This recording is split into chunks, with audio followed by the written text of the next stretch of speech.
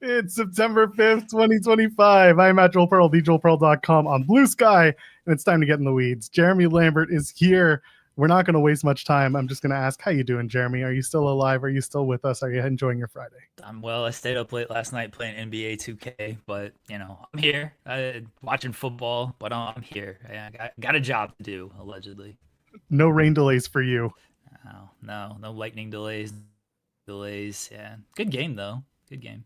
So I heard. I was doing a TNA post show. We can talk about that a little bit later. But first, speaking of shows, we have a new one that's going to be dropping September 15th. It's not us doing it. It's actually our guest at this time. Very excited to welcome both back to the show. One person was the first ever guest on this show, and the other one joined us not too long after that. We're very, very lucky to welcome the hosts of Boots to Boots, Deonna Purrazzo and Steve Maclin. Good morning. Good morning. Morning. We appreciate you guys joining us here. Before I'll let Joel ask the first question here in a second, but we have heat. Me with both of you. All right. Oh. Yes. Yeah. You guys have no idea. Steve, is your mic working? I think you're muted, babe. Yeah, he's muted. Nope. Oh, no. Oh, no.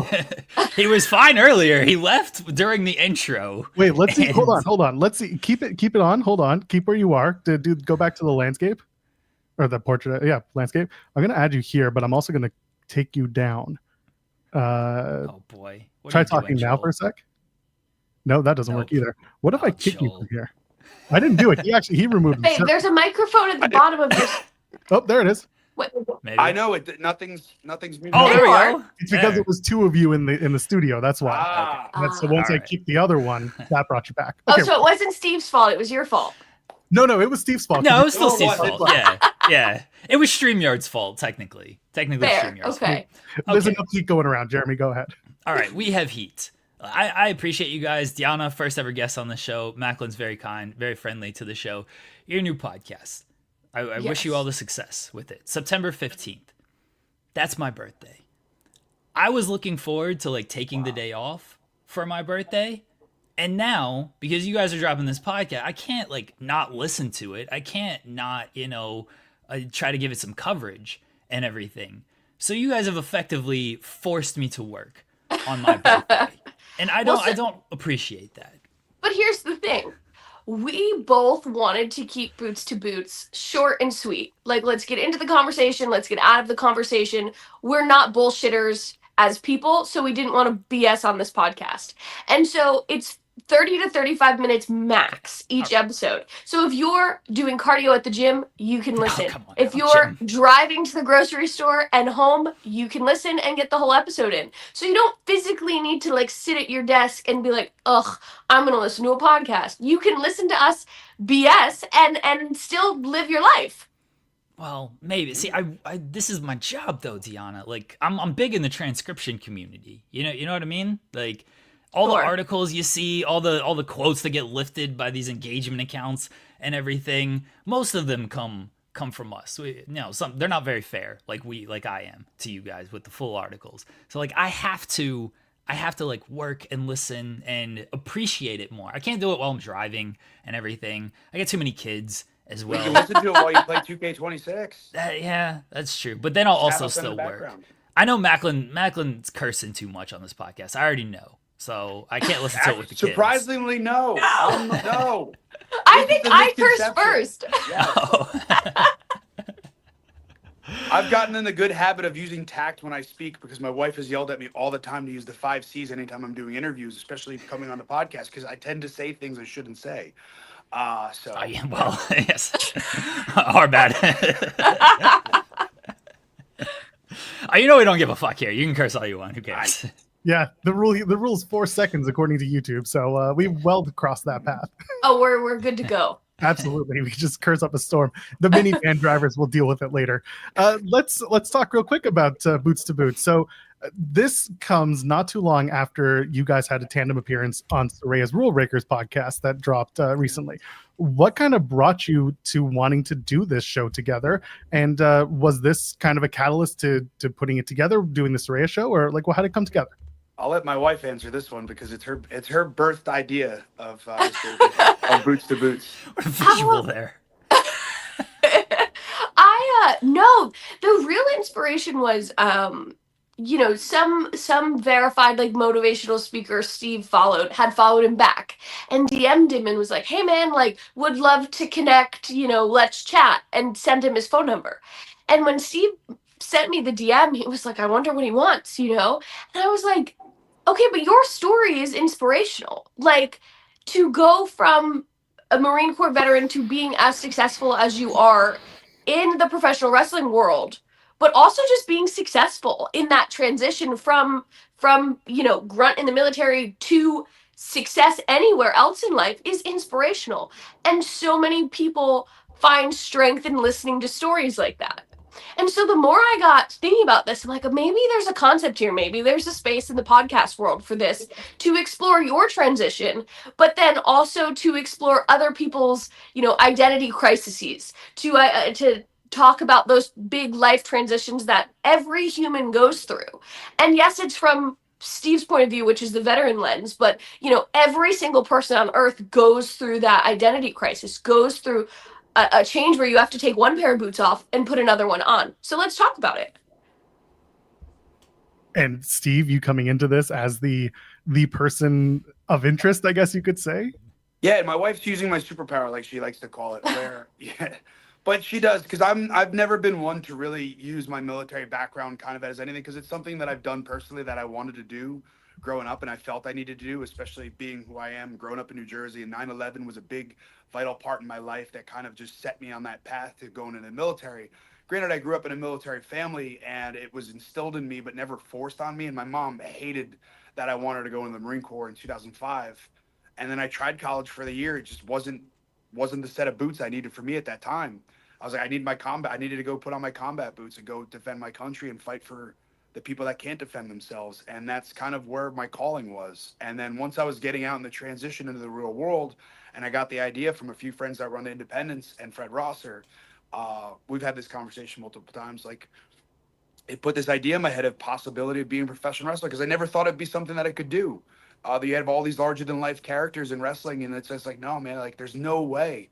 And wrestling changed and it adapted. And once I got in a ring, I fell in love, and I just put all my chips into this in one hand that I wanted to play. And it's been a success story, yes, but it's also led me to different other paths in meeting people, meeting my wife, getting to come on here and talk to you guys whenever we want to talk. Like, I've get to done everything I do as a child when I fighted, doing army games, toy guns, throwing acorns at each other or pine cones at each other like hand grenades. And then we'd be jumping off our garages and off of ladders on the friggin' mattresses and friggin' snow piles that would make up in the winter as a professional wrestler. So it's like everything that I did as a child, I'm getting to do as a grown adult.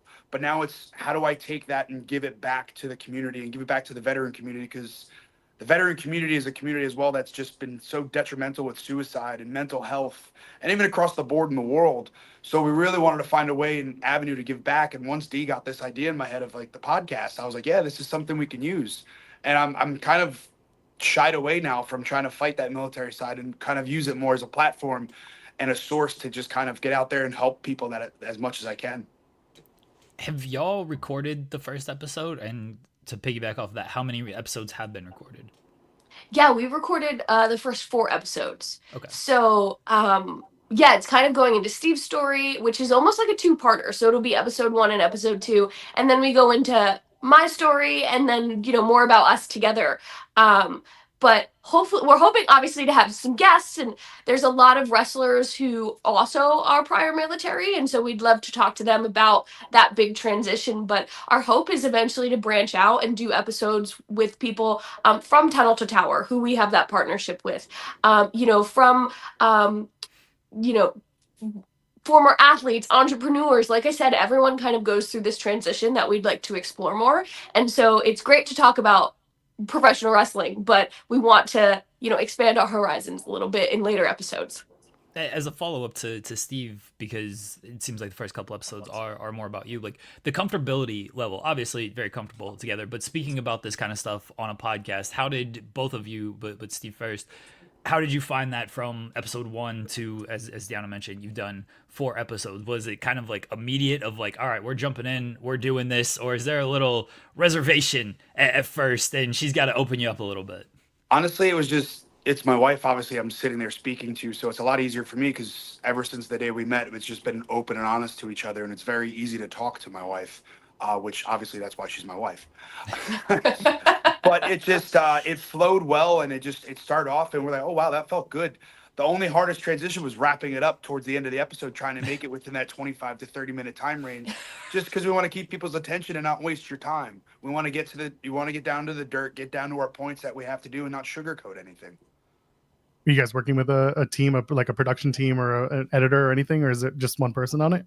Yeah, we have one other person with us right now. His name's Chuck. He does all of my photo shoots, everything down here. He's really big within the like women's wrestling community in Orlando. He shoots a lot of Natty stuff, especially when she's on the road doing her independent shows right now. So he's a really great friend.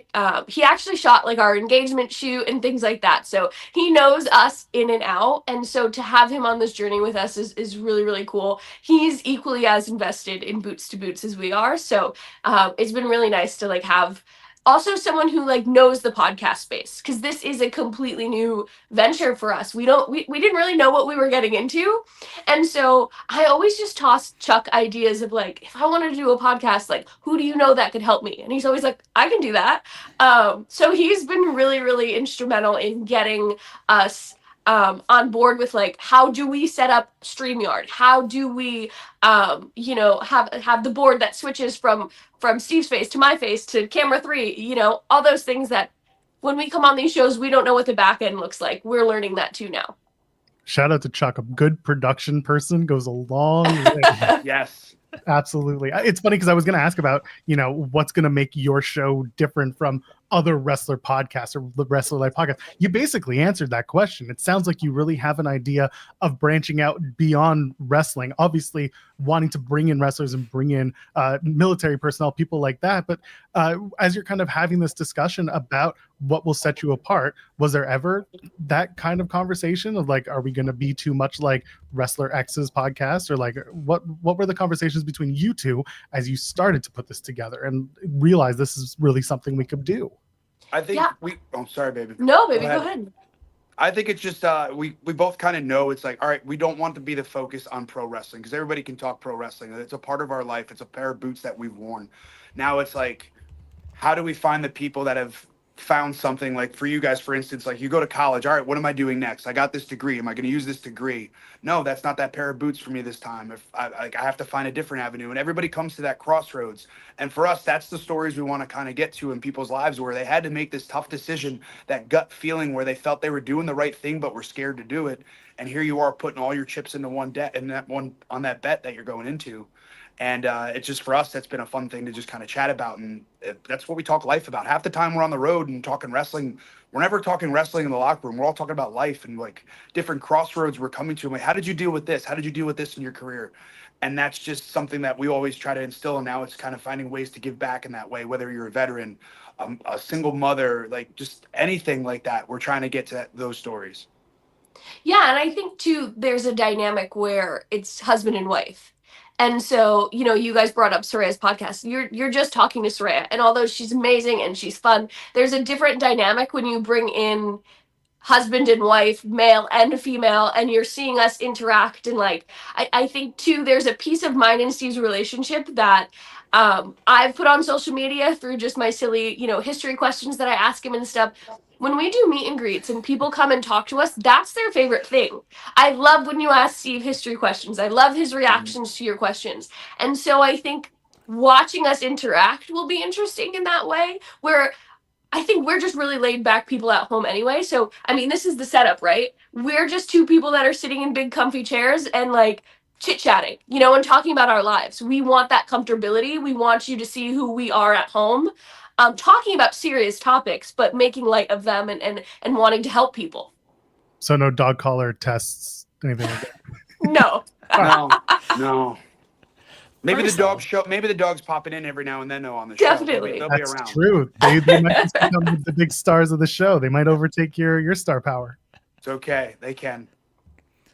Y'all are adorable, by the way. I don't know if I can use that word, but we love love. We love on this show, and y'all apologizing for speaking over each other. It's so good. Like y'all are just great. I'm just gonna say I'm throwing my journalistic integrity and unbiasedness out of the window. Y'all are absolutely great. I like that you mentioned that it's 20-30 minutes. I think that is a key for kind of some of these wrestler podcasts, because they do go an hour and a half, and then I feel like that can lead to burnout for a lot of these wrestlers. So I think keeping it a conciser time can hopefully extend the longevity of all of this. So whose decision was it? Like, yeah, let's not go like an hour and a half on these things. And when you get guests to that one, I'm pointing that way. Okay, but when you get guests, will you maybe do a little bit longer? Because I don't know if you can get everything in 20 to 30 minutes. We were just talking about. Go ahead. I am not a podcast gal. Like, I do not sit and listen to podcasts. And so I consume everything through Instagram or TikTok in those 45-second, 60-second, 90-second clips that I can also fast forward through. Like, I just am not a listen to a podcast kind of person. I've never been.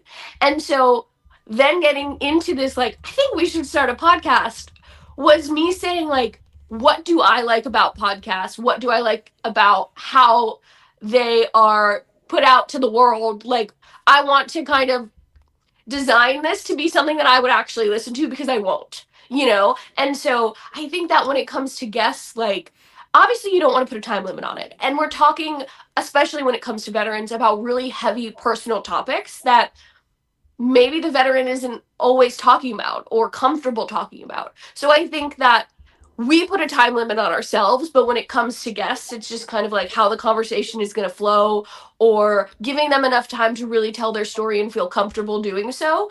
Otherwise, it's not going to be authentic. And I think that's the biggest thing for me and Steve, is like, we are who we are 100% of the time, and we want this to be a real authentic piece of media that we're putting out to the world.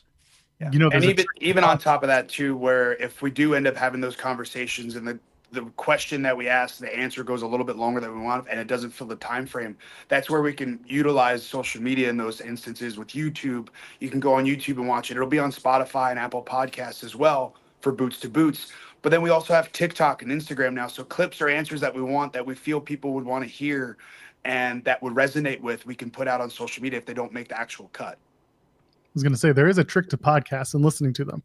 It's called learning how to speed run them. So I'm at a point where I can listen to a podcast at 2.25x speed.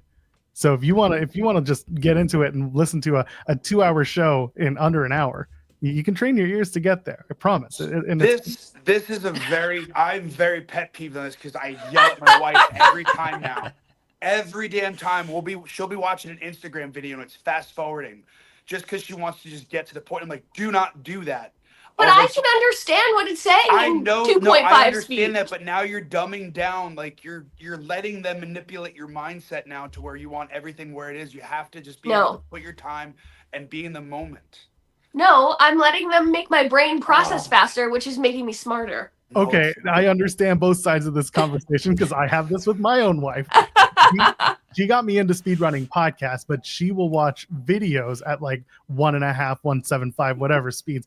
That I can't do because of my own background in broadcasting and production. So for me, that I agree with Steve. It does kind of take away from the point of the story being told at the pace that it's told. However, if I'm watching certain YouTube vloggers, yeah, I'm turning up the speed on that, because we will get to the point. It is about the storytelling, and it's about what you're supposed to be seeing versus maybe what you're supposed to hear. Everyone has a different way of consuming media. So I will play both sides and say you're both right for different reasons. Yeah, and to Steve's point, I think that after we filmed those first 4 episodes, I was laying in bed and I'm like, oh my God, we should have talked about this. Oh my God, we should have talked about that. Like, we'll have to come back around. So I think also to starting something so new is like, obviously you guys know, going into podcasting and with guests and stuff, there's a lot of work beforehand to get on screen. And so obviously things are going to slip your mind, or you're not going to like think about that.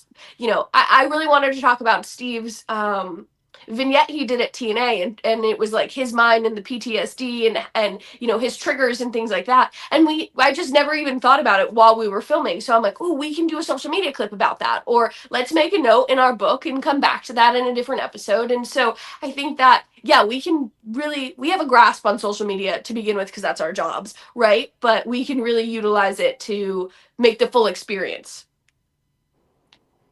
I'm going to ask a couple wrestling questions now. I'll start with you, Deonna. Back on ROH TV now, did you see Tony Khan's comments last week about kind of why you weren't on TV? And he praised you for being kind and, you know, saying kind things about the company and everything. But what'd you make of his comments after seeing them or hearing them? Yeah, I mean, his comments were 100% valid. I went to CMLL and I did not have a great match. And I think that I'm not ignorant to that fact. I've been wrestling my entire adult life. Like, I know when a match is good and I know when a match is bad. I think that unfortunately everyone's not going to hit 100% of the time, and I think that if that's unfortunately what's kept me off TV for a really long time, that's really disappointing to me, because I have an incredible body of work from the last 13 years that outshine one bad instance. But I also understand where he's coming from. You know, you disappoint your partners, and I know that I did disappoint our partners. I know that I disappointed myself, and that's why in 2025, you know, Steve and I had a conversation because I was very self-conscious about that match. And I literally cried for months about it.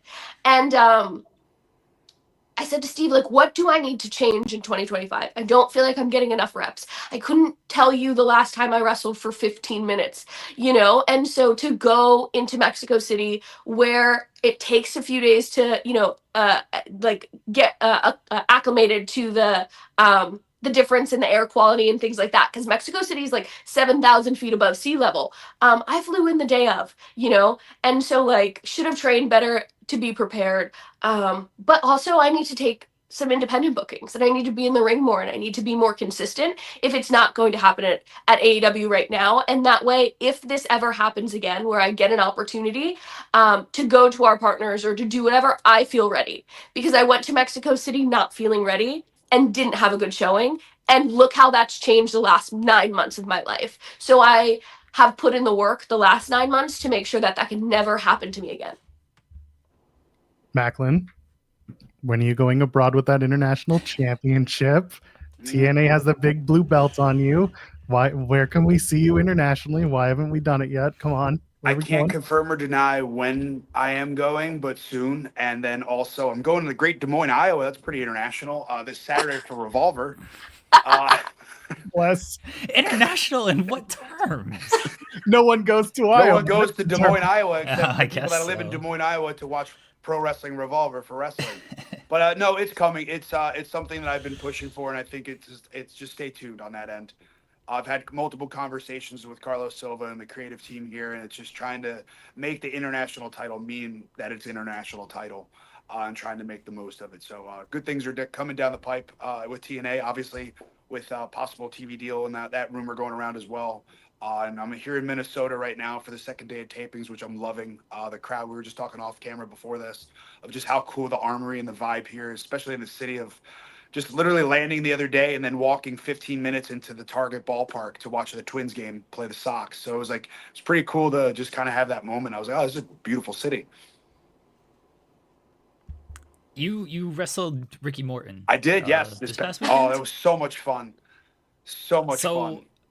Did you by chance like hit him harder than you should have? And if so, can I take credit for you doing that? Like, can that? So I'll tell you the story. He at WrestleCade many years ago, you know, he's talking to Sean, as everybody knows Sean and everything, and you know Sean's introducing me. He's like, "Oh, this is Jeremy, our lead writer," and Ricky Morton goes, "Buddy, nobody gives a fuck," and like Ricky Morton just buried me. And I'm like, what the hell, man? I didn't do anything to you. So I've kind of had beef with him now for years now. So basically anybody that wrestles him, I try to, if I know in advance, I try to get it like, can you hit Ricky a little bit harder and just say it's from me? So if you hit him harder, I appreciate that in hindsight.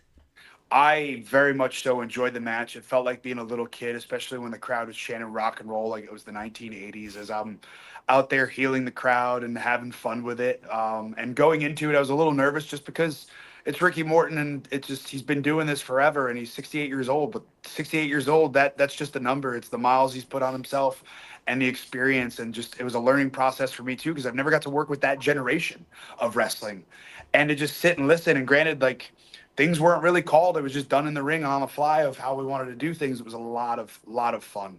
I even told D like multiple times that night driving home from Boca Raton back home to Orlando. I was like, I had a lot of fun tonight. And she's like, I get it. You told me that already. I was like, yeah, but like you don't understand. Like it was a lot of fun. It was pro wrestling. I was going to ask Deonna, you have said that you are a former preschool teacher. Yes. My son is in preschool right now. First of all, big shout outs to the preschool teachers out to all the teachers, especially.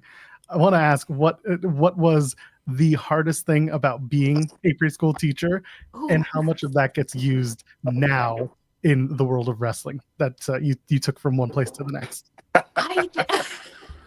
I honestly, I get very overstimulated when like a million things are happening at once, and like especially in wrestling, like before the show starts, you are trying to like talk about your match with your opponent, and there's people bouncing in the ring, and then you're hearing it, shake, and there could be 100 people talking, and cameras are going, and pyro's going. Like I get very, very anxious in those situations. There's just too much to like process for me. And so obviously being a preschool teacher, I was responsible for up to 10 kids at a time, in my classroom. And so 10 kids doing 10 things. And I think that the biggest lesson I learned from that was like being able to breathe through those moments and keep my patience in check and not take it out on a 5-year-old, And so I try not to take it out on my coworkers now. You just put them in timeout. I always tell Steve like I was like a drill sergeant in my classroom. I am also like such a I'm a hard ass, but I love very, very hard too.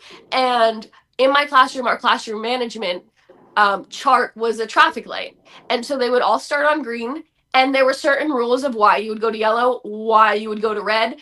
At nap time, you could go back down one, and then we had a star chart. And if you got, X amount of stars over the week, you could pick a prize for my prize box, which is also why I do the fundraiser every August, because I was always buying those prizes for my prize box out of my own pocket, and here I am 20, 21 years old, like being a preschool teacher so I could afford my wrestling habit, but also trying to buy all my own supplies. So I'm broke, And so I know that struggle that teachers go through of not having the supplies that they need and constantly going out of their own pocket. So that's why that's super important to me. But there was one kid, and I love him, and his mom worked at the front desk of our daycare, but he was always not even on the red. He was at the top of my chart. Like, you are off the red and out of my classroom. Go see your mother and come back when I can put you on the red. Not acceptable. Get out. You're not welcome in my classroom if you're gonna act like that. Have you ever hit a kid with a fridge door, Deonna? Absolutely not. Who's hitting kids with fridge door? Not me. Which way? There. How can we point to the right direction? Up there. That guy. He was 2. He was toddling behind me, and I opened the door, and it just knocked him in just here, not hard, just hard enough to like send him on his butt. And he was just like, "What happened?" It's like, "Don't ask questions." To be fair, though, we have 3 dogs traipsing around under our feet, so I get it. I step on Oliver all of the time, and I feel horrible about it, but it's like, get out from my feet, buddy. I don't know what to tell you. That's right. You victim blame them.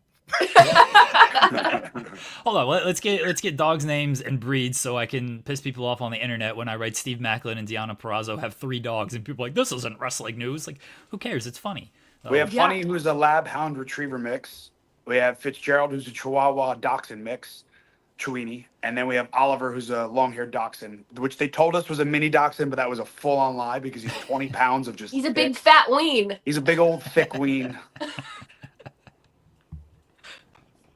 We love it. We love to do the Do you want to see my wiener jokes?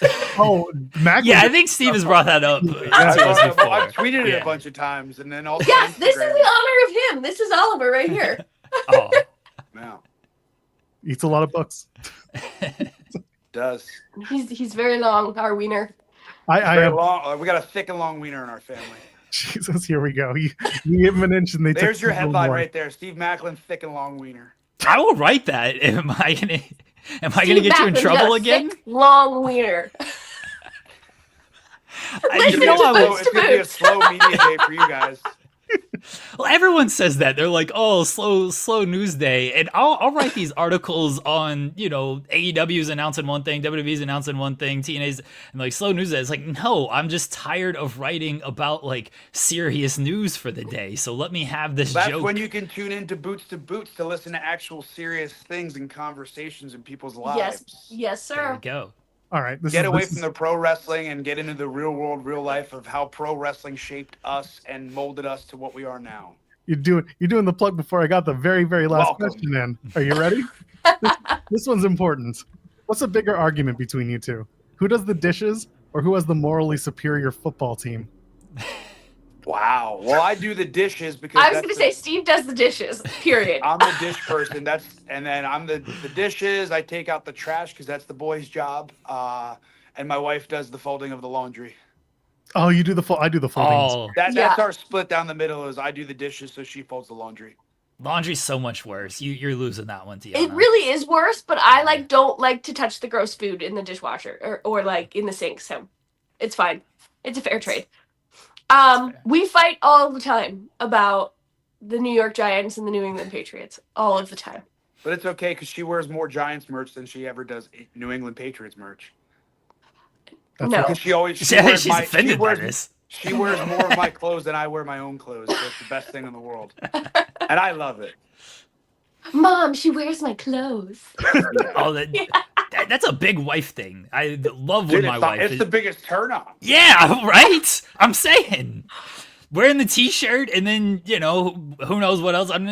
Love when my wife does that. Like, yes, please put my T-shirt on. No, it's fun though, just because even like last night, Dee's in my wife. I call her D. Not everybody else is allowed to call her D unless you're really close friends. No, I get it. Damn, calm down. Yeah, Joel. But no, even she's in a fantasy league for the first time this year. So like last night with the Cowboys playing, she's going for Pickett, who's one of her wide receivers. I was like, yeah, he can do all he wants, but I don't want him to score. We want Dallas to lose in our household. So on the football side of things, like there's only heat with me and the Dallas Cowboys. I wish death upon the Cowboys every season. Well, CeeDee Lamb made that closer to reality last night, dropping those passes at the end of the game. So That's always been Dallas's MO. So Yes. So yeah, I have Pickens, and I was like, who is number 88, and why do they keep throwing him the ball? How did your first fantasy draft experience go, Deonna? Honestly, so I'm in it with my childhood best friend and all of her sister-in-law's friends. So they're all Philadelphia Eagle fans. Oh. And they're all really, really, like, this is the wildest group chat I've ever been a part of. These girls are wild. And also, they'll love that I'm talking about them right now. But honestly, it was fun.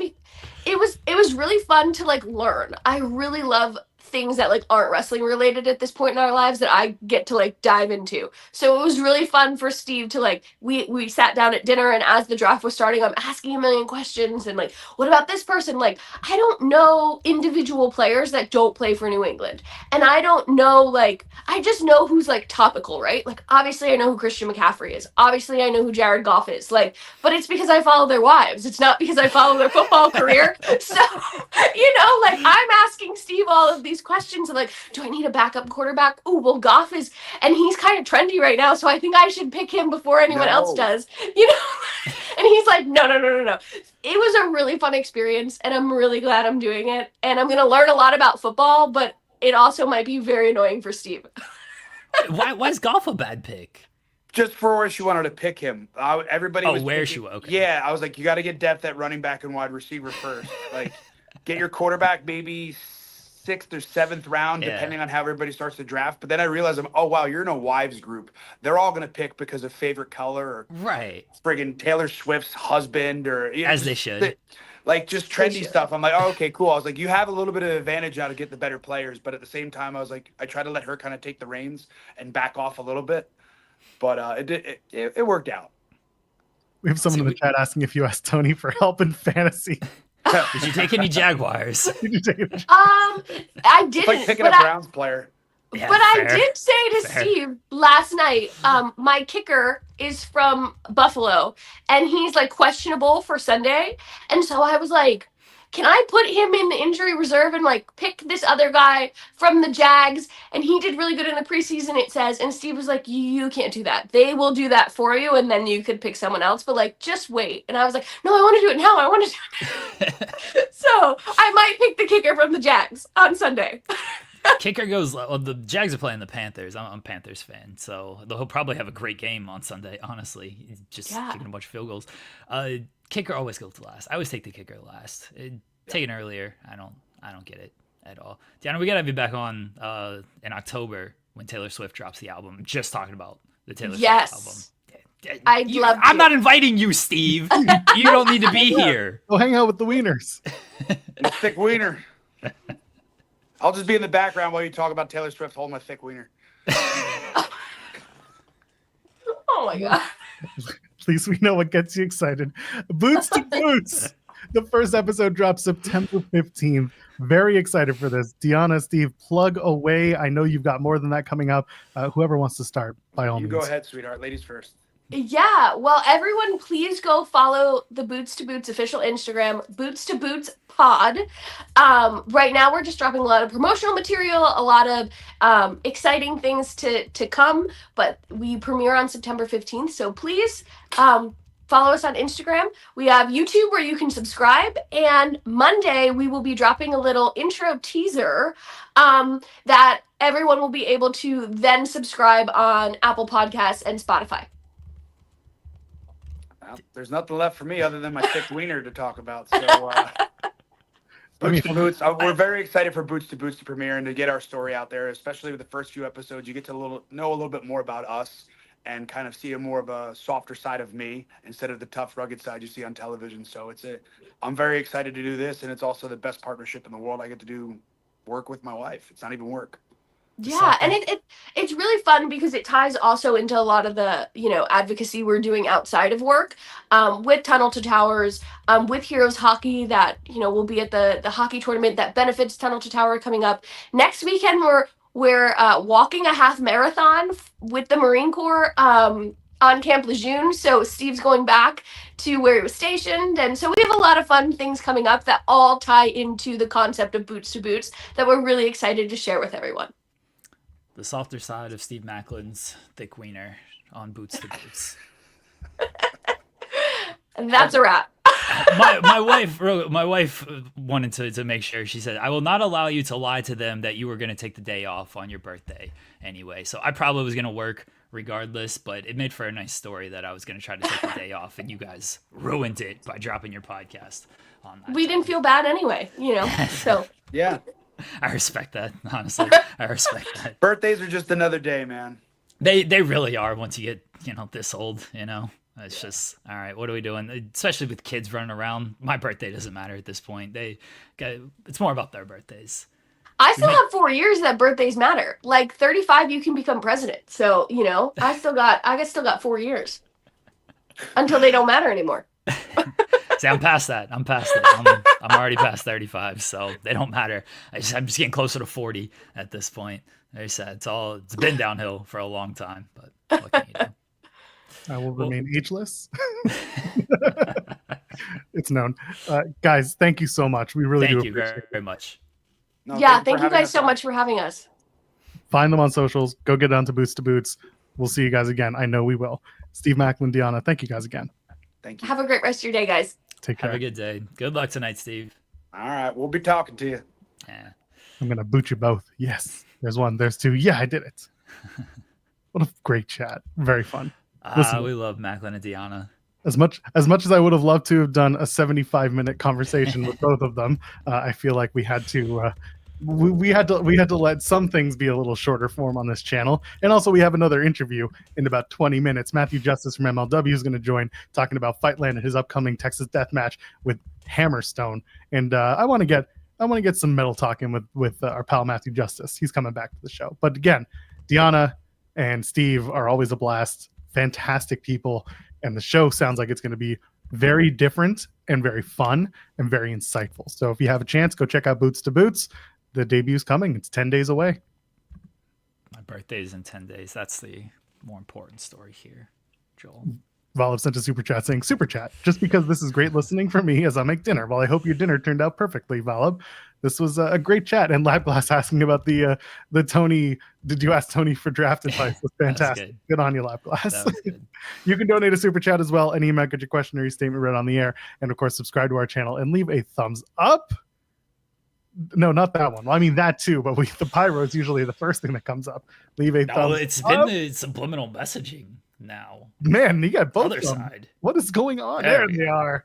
We did it. There we go.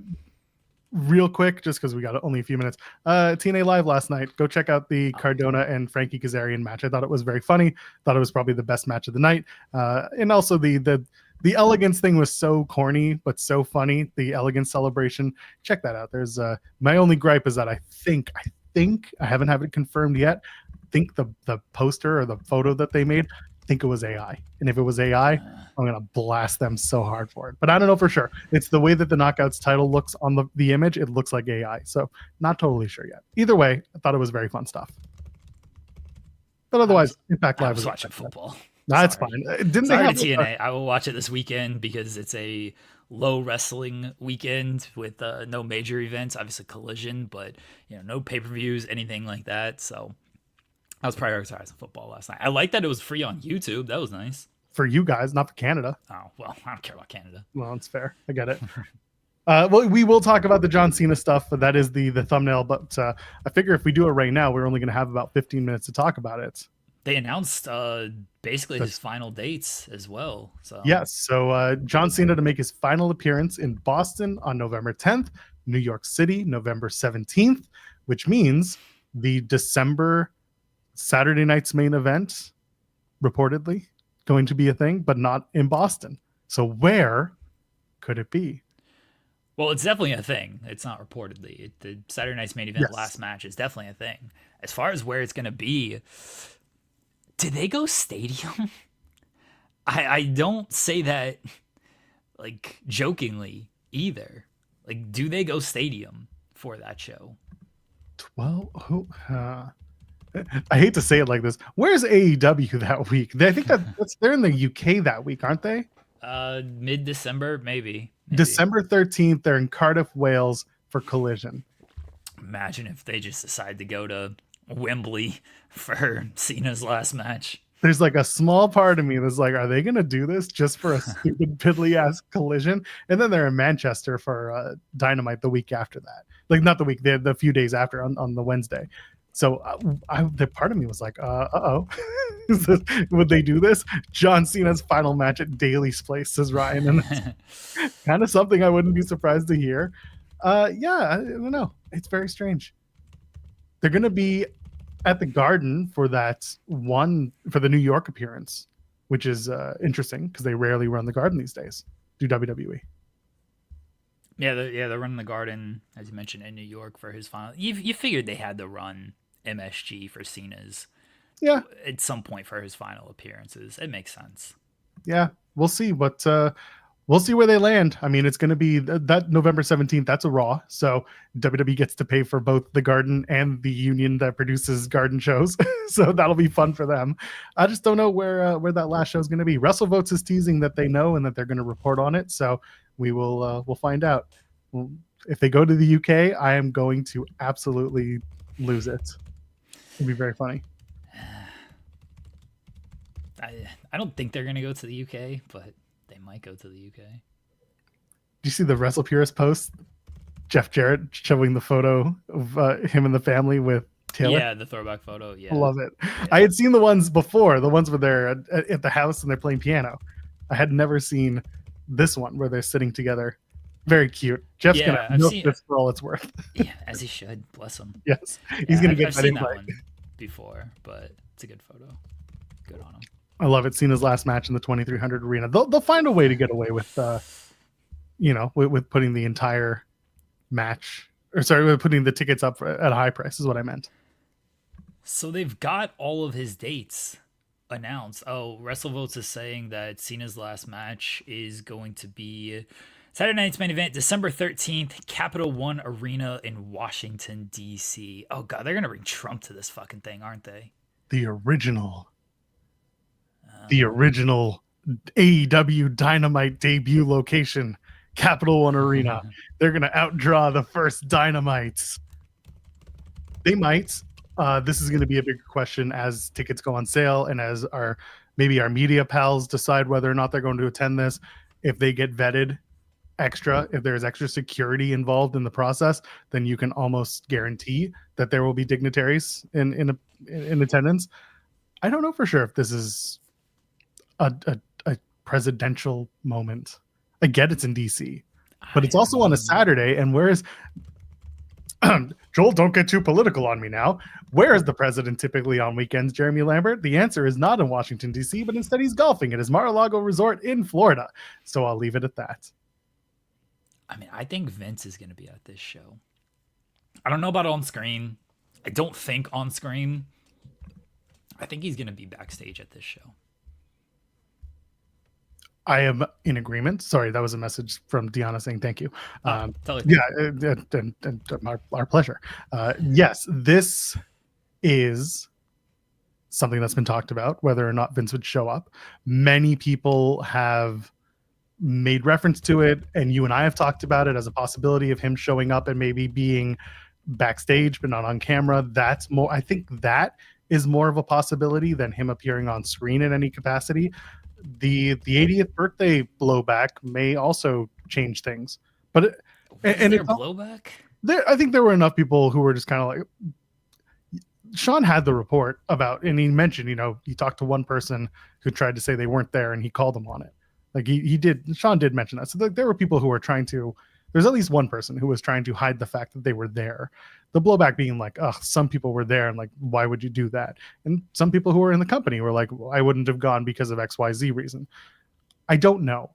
I also know that, John likes to say all the time, I just play him as they come. So I don't know if he has a request or really wants to push as like, this is my one and I want Vince there.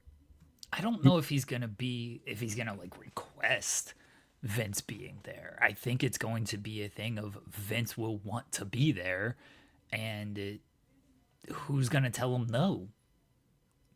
Like people who work for the company.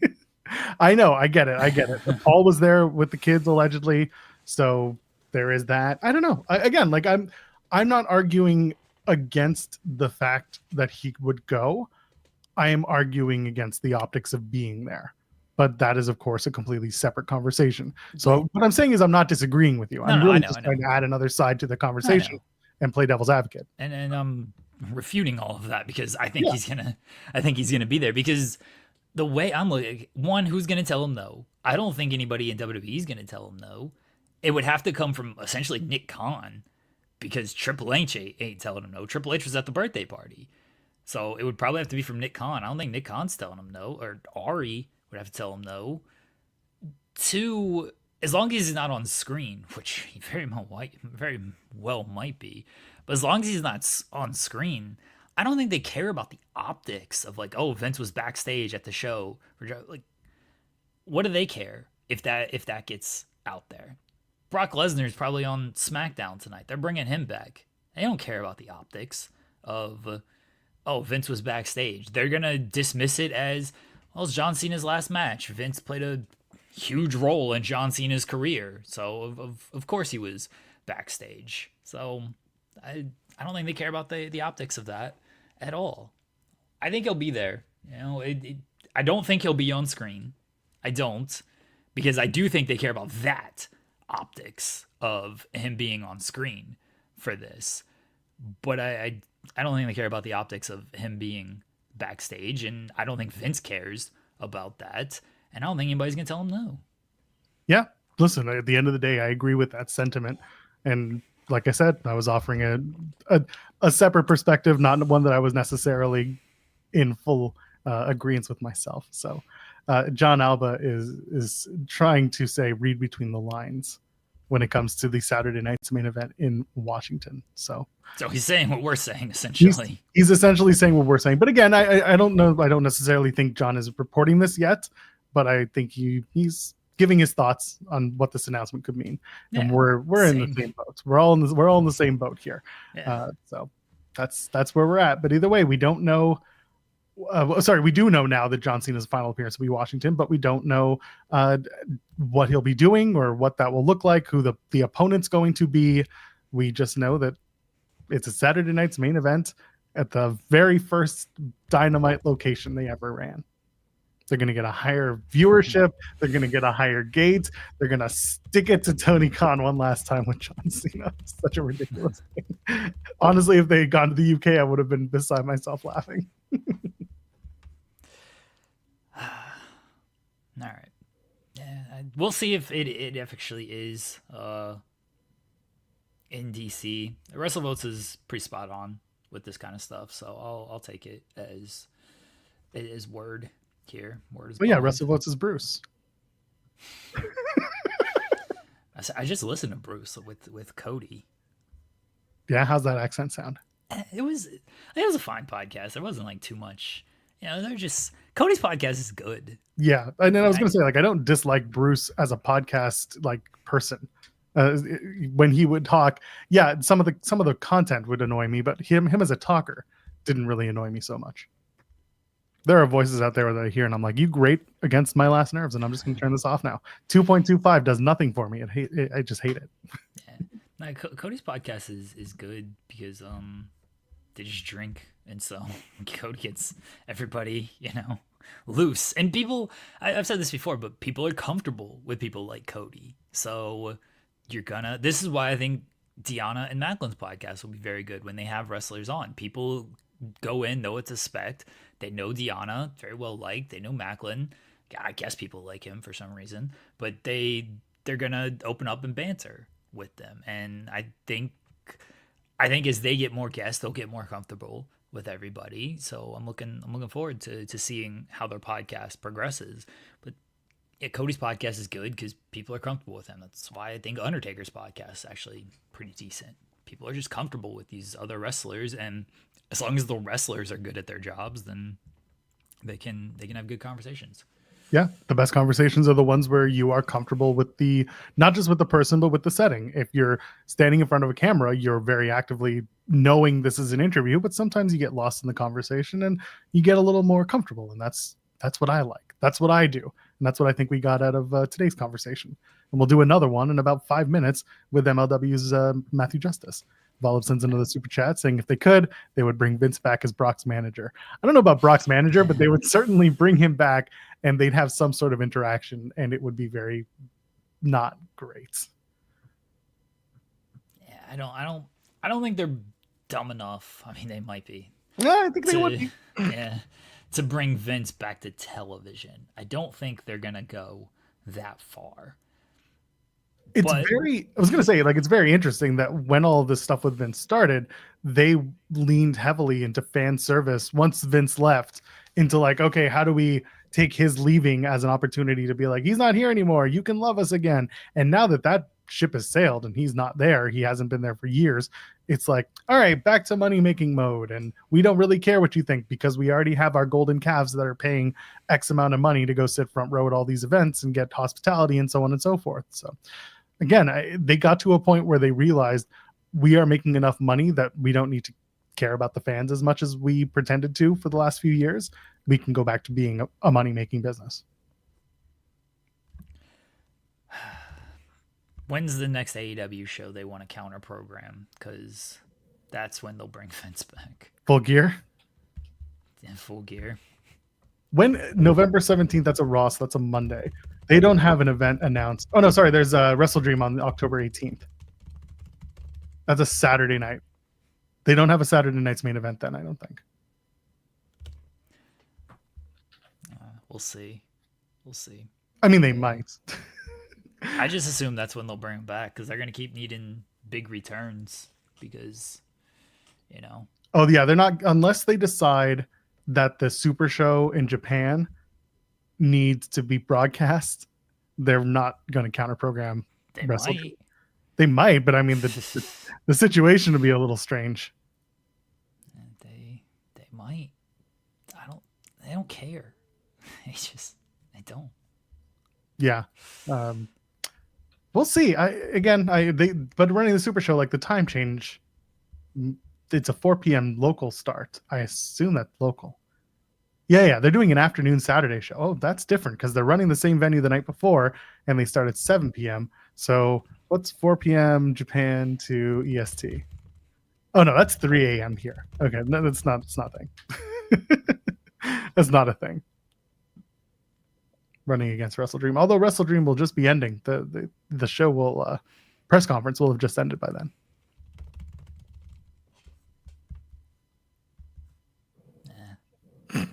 That's the answer that I wanted. But we will talk more about the John Cena retirement tour and how it's really, we've said it before, it feels like it's been mishandled, really, from all accounts.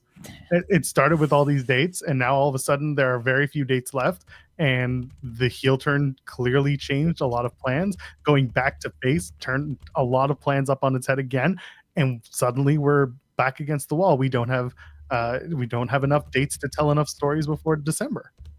So we'll get deeper into that a little later. Yeah. But our guest has arrived. They all show up on time. What is it with these wrestlers in 2025 being on time? They used to be late. What happened? If he's ready, he can give us. Everyone loves doing our show, Joel, clearly. That's fair. When he's ready for us, he can give us a thumbs up and we'll dive right into it. Ladies and gentlemen, very excited to welcome back to the show one more time. He's going to take on Alexander Hammerstone. Hammerstone in a Texas death match at MLW Fightland on September 13th.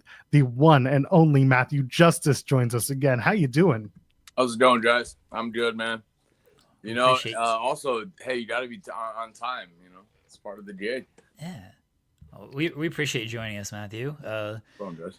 First question. Have you heard Creep by Smashing Pumpkins? Yeah. Yeah, all right. It's one of the best songs ever. Glad we set the tone for this interview. You were jumping off a hot dog stand the last time we kind of saw you doing things. What was that?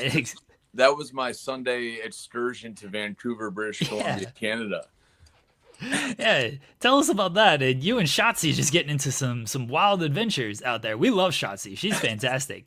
She has no boundaries, and neither do you. So that's a great pairing right there. We are the perfect people to make up a team called FUBAR, which I'm sure we all know what FUBAR stands for. So add in a little bit of Rob shit, and that's all you need.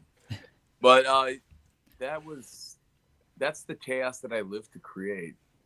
What we did Sunday in Vancouver for sure. So, did you get to have a hot dog afterwards from that hot dog stand? No, I did not actually. I was very swiftly removed from the scene. Yeah, Shotzi was saying that there were cops and like it was a busy. Like what was going on in that moment? Because like suddenly it looked like everything kind of went haywire, just like your screen going black because you got a call. Sorry, you guys there. Yeah, we're here. Can you hear us? It's when you get a phone call. Are you here? No. It's because you got to go back to the app. Did I lose you guys? I don't have any. No, we can hear you. Audio. We can hear you. Apparently, he can't hear us. Oh no! Production issues to start both interviews this morning. This is a great day. Hold on. Is he gonna find it? Oh, and we're back. Hello. Can you hear us? Nice muted himself up. How about now? Can you hear us? No? Yeah, I can hear you guys now. Can you lip read, Matthew? And then we'll do this interview. 1 sec. I'm going to take him off. How about now? No, and then he left. He's going to come back. He said, peace out. Oh, no. This is what happens. It's okay. We'll get him back. I want to talk about his experience in Vancouver. I think it'll be a very funny chat. Should have gotten himself a hot dog. Yeah, a little disappointing that you couldn't get a hot dog. Honestly, Wonder what he'd top it with. We're gonna see. We love the chaos. Okay, he's back. We're gonna see. Are you back? Yeah, I'm so sorry. I lost you guys the volume. I actually had another alarm set just to make sure I was on time, and that threw off the alarm ruined it. So sorry. I'm so sorry. No, it's okay. You're fine. Honestly, it's more of a StreamYard issue because whenever somebody gets like a notification, it just completely messes up this entire. Yeah. I'm used to using my headphones, and it won't let me use my headphones either. It's just going through my phone. So I'm an old man now. I can't do technology. I just fight. So that's all right. You do a good job of it. So let's walk through that scene. Let's walk to that scene in Vancouver. It's absolute chaos. You do not get a hot dog, but the cops are there and people are all around. What happened, and how did it break down so damn quick? Well, it was the fire alarm went off during our match because of some smoke canisters that were, may or may not have been part of the act. So it spilled out into the streets, and it was a bit of chaos, obviously, because there was a whole venue of people emptying out, and the show's got to go on. So we just had a melee in the streets. But there was, fire, police, all kinds of response to this. And obviously no one knew what the hell was going on. So it just the frenzy grew. All right. You didn't get a hot dog after the incident with the hot dog stand. But how do you take your hot dog? Ketchup. That's it. Just ketchup? Classic. Yeah, I feel like that would be most classic. I'm not a mustard person. Yeah, same. I'm a plain eater. So I'd like just, ketchup and a dog. I like that's relish. how it's done. I like relish on my hot dogs. That's just me. Teach their own. They're meant to be enjoyed the way you prefer. So yeah, food is subjective. You eat what you like. It's just like wrestling. Who would think that? Oh my God! God! Don't get too deep into that. You'll get a lot of angry people getting angry about your opinions and thoughts on wrestling. Conspiracy theorist, man. Matthew Justice, wrestling conspiracy theorist. Do you have any wrestling conspiracy theories? Yeah, it's all a work, man. I don't know if that's a conspiracy theory. For some people, I guess it might be. Man's out here exposing the business. Yeah, no. Someone in the chat mentioning mayo on a hot dog, by the way. Mayo? What? No, that's not bad. That's fine. And of course, our pal Val, our best pal Val, saying no ketchup. But that's also because, Val's Chicagoan and they don't believe in ketchup there. So. Yeah. I mean, hey, like I said, teach their own. Speaking of which, you're going to Germany. You're going to be wrestling for WXW coming up. Yeah, after my fight with Hammerstone, Texas Death Match, whatever's left of me, I will be recovering and going on my first tour of Germany with WXW. So pretty excited. Yes, that's your first time heading out to Germany. What's most exciting things you want to see there, or anything you're looking forward to checking out? You're talking about outside of wrestling? Oh, of course I am. The thing I'm most excited for is the Tabernares Desert. It's the only desert in Europe. It's in Spain. And it's where they filmed all the classic spaghetti Western movies. So all the Clint Eastwood, Good, the Bad, the Ugly. That's where they filmed these movies. So I'm really excited to go there. You're gonna check out some metal bands while you're out there. I mean, I'm always down to listen to music anywhere I'm at. So you're in one of the metal capitals of the world. You'll be around Germany. If you were a few months earlier, you could have gone to Wacken. Oh, I mean, the big four of German thrash rules. So I mean, Sodom and Creator and fucking. I went to Sonic Temple. Last time we had you on, we talked about Sonic Temple. I went with my wife. We watched these metal bands. I couldn't understand most of them. Some of them were okay. Who Metallica was the headliner. Like that was they were just okay. Is that what you're saying, man? No, Metallica was good. I know Metallica. But some of these other bands, I have no idea what was going on with them. I don't remember their names, but well, your wife was there for Acid Bath. That's what she liked. Yeah, she likes Acid Bath. They were good. I did like Acid Bath. Again, if I can understand them, it's fine. There's some people just yelling at the mic and trying to eat. I don't know. I think any music, if you know if you're into it, you can hear it. But if someone else is listening to this, they're like, "What are they saying?"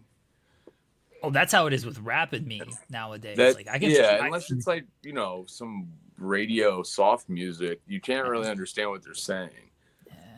I can listen to all the old school rap, but then the kids listen to the new stuff. I'm like, what are these people saying? Why is the bass louder than the actual voice? What is this terrible techno beat? Don't you love getting old, man?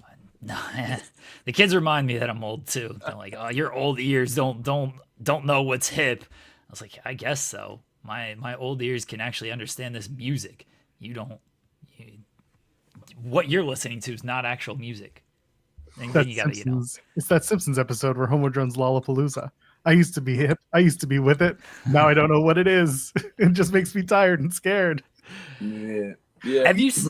Have you scouted the venue in Dallas for, I assume, all the crazy shit you and Hammerstone are about to do in this Texas death match? Yeah, I wrestled at this venue for MLW. We did the Gravity Gamble match in January. Okay.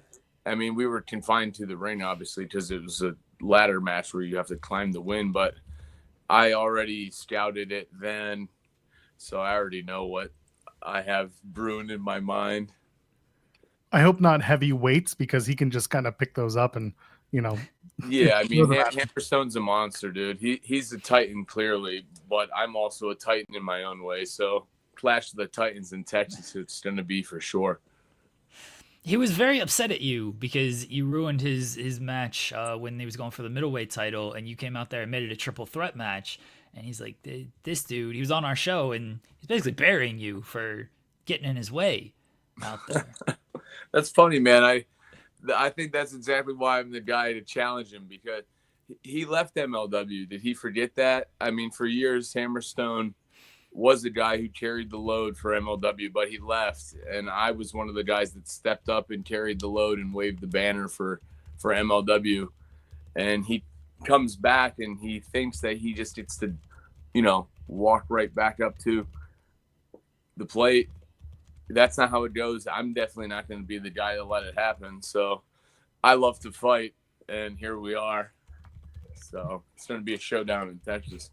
What does it mean to you to be given kind of those reins and those opportunities to be one of the guys in MLW? Like you said, once Hammerstone left, guys like you were able to step up, take them out, and be trusted to be that guy. What's that mean to you? I mean, it means everything. That's what I want to be everywhere I've ever wrestled. I've always kind of wanted to be one of those people that you can rely on. If I'm a sports guy in my mind, so I've always wanted to be a key player, not just someone that's there. I'm not happy to just be anywhere, especially anymore in wrestling. I want to be here to deliver. Oh, he got another notification. There you go. He's back. That I'm gonna keep going just because I know I was not really ever given that. I think that I just earned that with what I was doing constantly. I was in the trenches, and then finally, whenever I had time to put my head up, I realized, like, oh yeah, I am one of those people that's waving the banner for MLW, and I'm not just gonna give that up. I'm not just gonna, let that be taken from me. They can try to, they can forget about me, or they can, write me off, but I'm not going anywhere regardless. So how was the experience at CML like this year? Oh, now we got to do the audio thing again? Yeah, so he's going to come out and then we're going to come back in. Oh, man, that's funny. It's okay. We're getting there. We're getting a good chat. There we go, and we're back. Here we go. We're back. Did the rest of what I was saying? Yes. Oh, yes. Okay. Yeah. We hear you, no problem. It's afterwards you drop, like, you can't hear us, which honestly, I'm not. Let me make sure all my alarms are off. Actually, that was another alarm. That was the. He's gonna lose us again. There we go. That was the fail-safe alarm. The 11:11 or the 11:10 alarm. Now hold on. Can you still hear us? Yeah, I'm good. Okay, good. Okay. Can you guys see me and everything? Yes. Yeah, you're good. Okay. You're good. Man, I'm sorry for the technical difficulties. No. You're fine. Man. It makes conversations even more fun. I'm blaming it on fucking Hammerstone, dude, and MLW. No, go ahead, drag him. No. We'll use this clip in a promotional package. Matthew Justice shoots on Hammerstone, causing him technical difficulties during an interview. He's getting too big. He's starting to block the signals. We can't have that, man. Calm down, brother. He's using that Wi-Fi blocking Tanner Yeah. that everyone hears about. How's the experience at MLW or at CMLL for MLW, but CMLL and Arena Mexico earlier this year? Oh, it was amazing, unreal. I got to battle Ultimo Guerrero in Arena Mexico. That's something I'll never forget, ever. The entire thing. So I am curious to get your thoughts on Ozzy Osbourne's passing, because I did see that you had mentioned a little something, but Ozzy meant a lot to a lot of people, and you and I being in that metalhead community, what did Ozzy mean to you? I've been so busy, even with the Black Sabbath, their last show that they played in July. It's like I've been so busy wrestling, I haven't even really had the chance to fully kind of like just bear the weight of it all. And then him dying not that long afterwards, it's the connection between wrestling and heavy music, just period. It's basically my entire life. It's who I am, not just as a wrestler, but as a person. And then all the people that he's inspired, all the bands and other music he's inspired that have in turn inspired me or helped me find some piece of who I am or what I am. And that's, it's like you can't even weigh that. And that it's not just me, it's people all around the world. So it's a bummer, man. But obviously I'll forever and always listen to his music and, play it loud and proud. So It's the amazing thing about being an artist, that you have a catalog that lives on well past your own expiry date. And it reminds me why I do wrestling too, not just for what I get from it myself, but in the same sense, to be able to do that and be that for someone else or be part of something else like that is, why I'm here. Do you have a favorite Black Sabbath / Ozzy song? I mean, too many to name, I guess. I mean, Ozzy Osbourne, I love his Diary of a Madman album. Flying High Again's on there.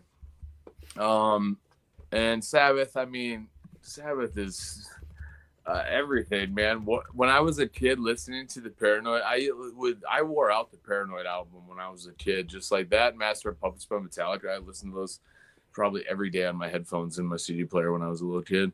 So it's, I just throw out fucking Warpigs, something like that. That Metallica medley, the one that they did, the Sabbath medley on Garage, that's one that actually got me into Sabbath when I was a kid. Sabbath, bloody Sabbath, man. Yeah, dude, that was an album, absolutely. Hey, I'm curious about this. The Danny McBride partnership with MLW, Don Gato Tequila. Do you have a favorite Danny McBride movie, or a movie that he's been a part of? I mean, I love Danny McBride, dude. Tropic Thunder is an all-timer. The whole cast of Tropic Thunder. I mean, him and Nick Nolte in that are the best. I mean, obviously, I love Eastbound and Down, just Vice Principals. Like, I would love to meet Danny McBride. That would rule. I just rewatched 30 Minutes or Less recently. I don't know if you remember that one about the pizza delivery driver with the bomb on his neck. Yeah. It's like based off of a true story. Yeah. I mean, the Fistfoot Way. I could go down the rabbit hole, He's Hot had Rod so was many. always fine. I always loved him in Rod. Hot Rod. Yeah. Yeah, he's had so many classes. I love Eastbound and Down. Vice Principals is one that I feel like almost got overlooked because Eastbound and Down. Yeah, and was they so did good. it like it's only 2 seasons, which is great because it's just all the story needed. Yeah. So instead of making it longer, I love that. Yeah. Just let it be what it's supposed to be instead of just turning it into a money-making device.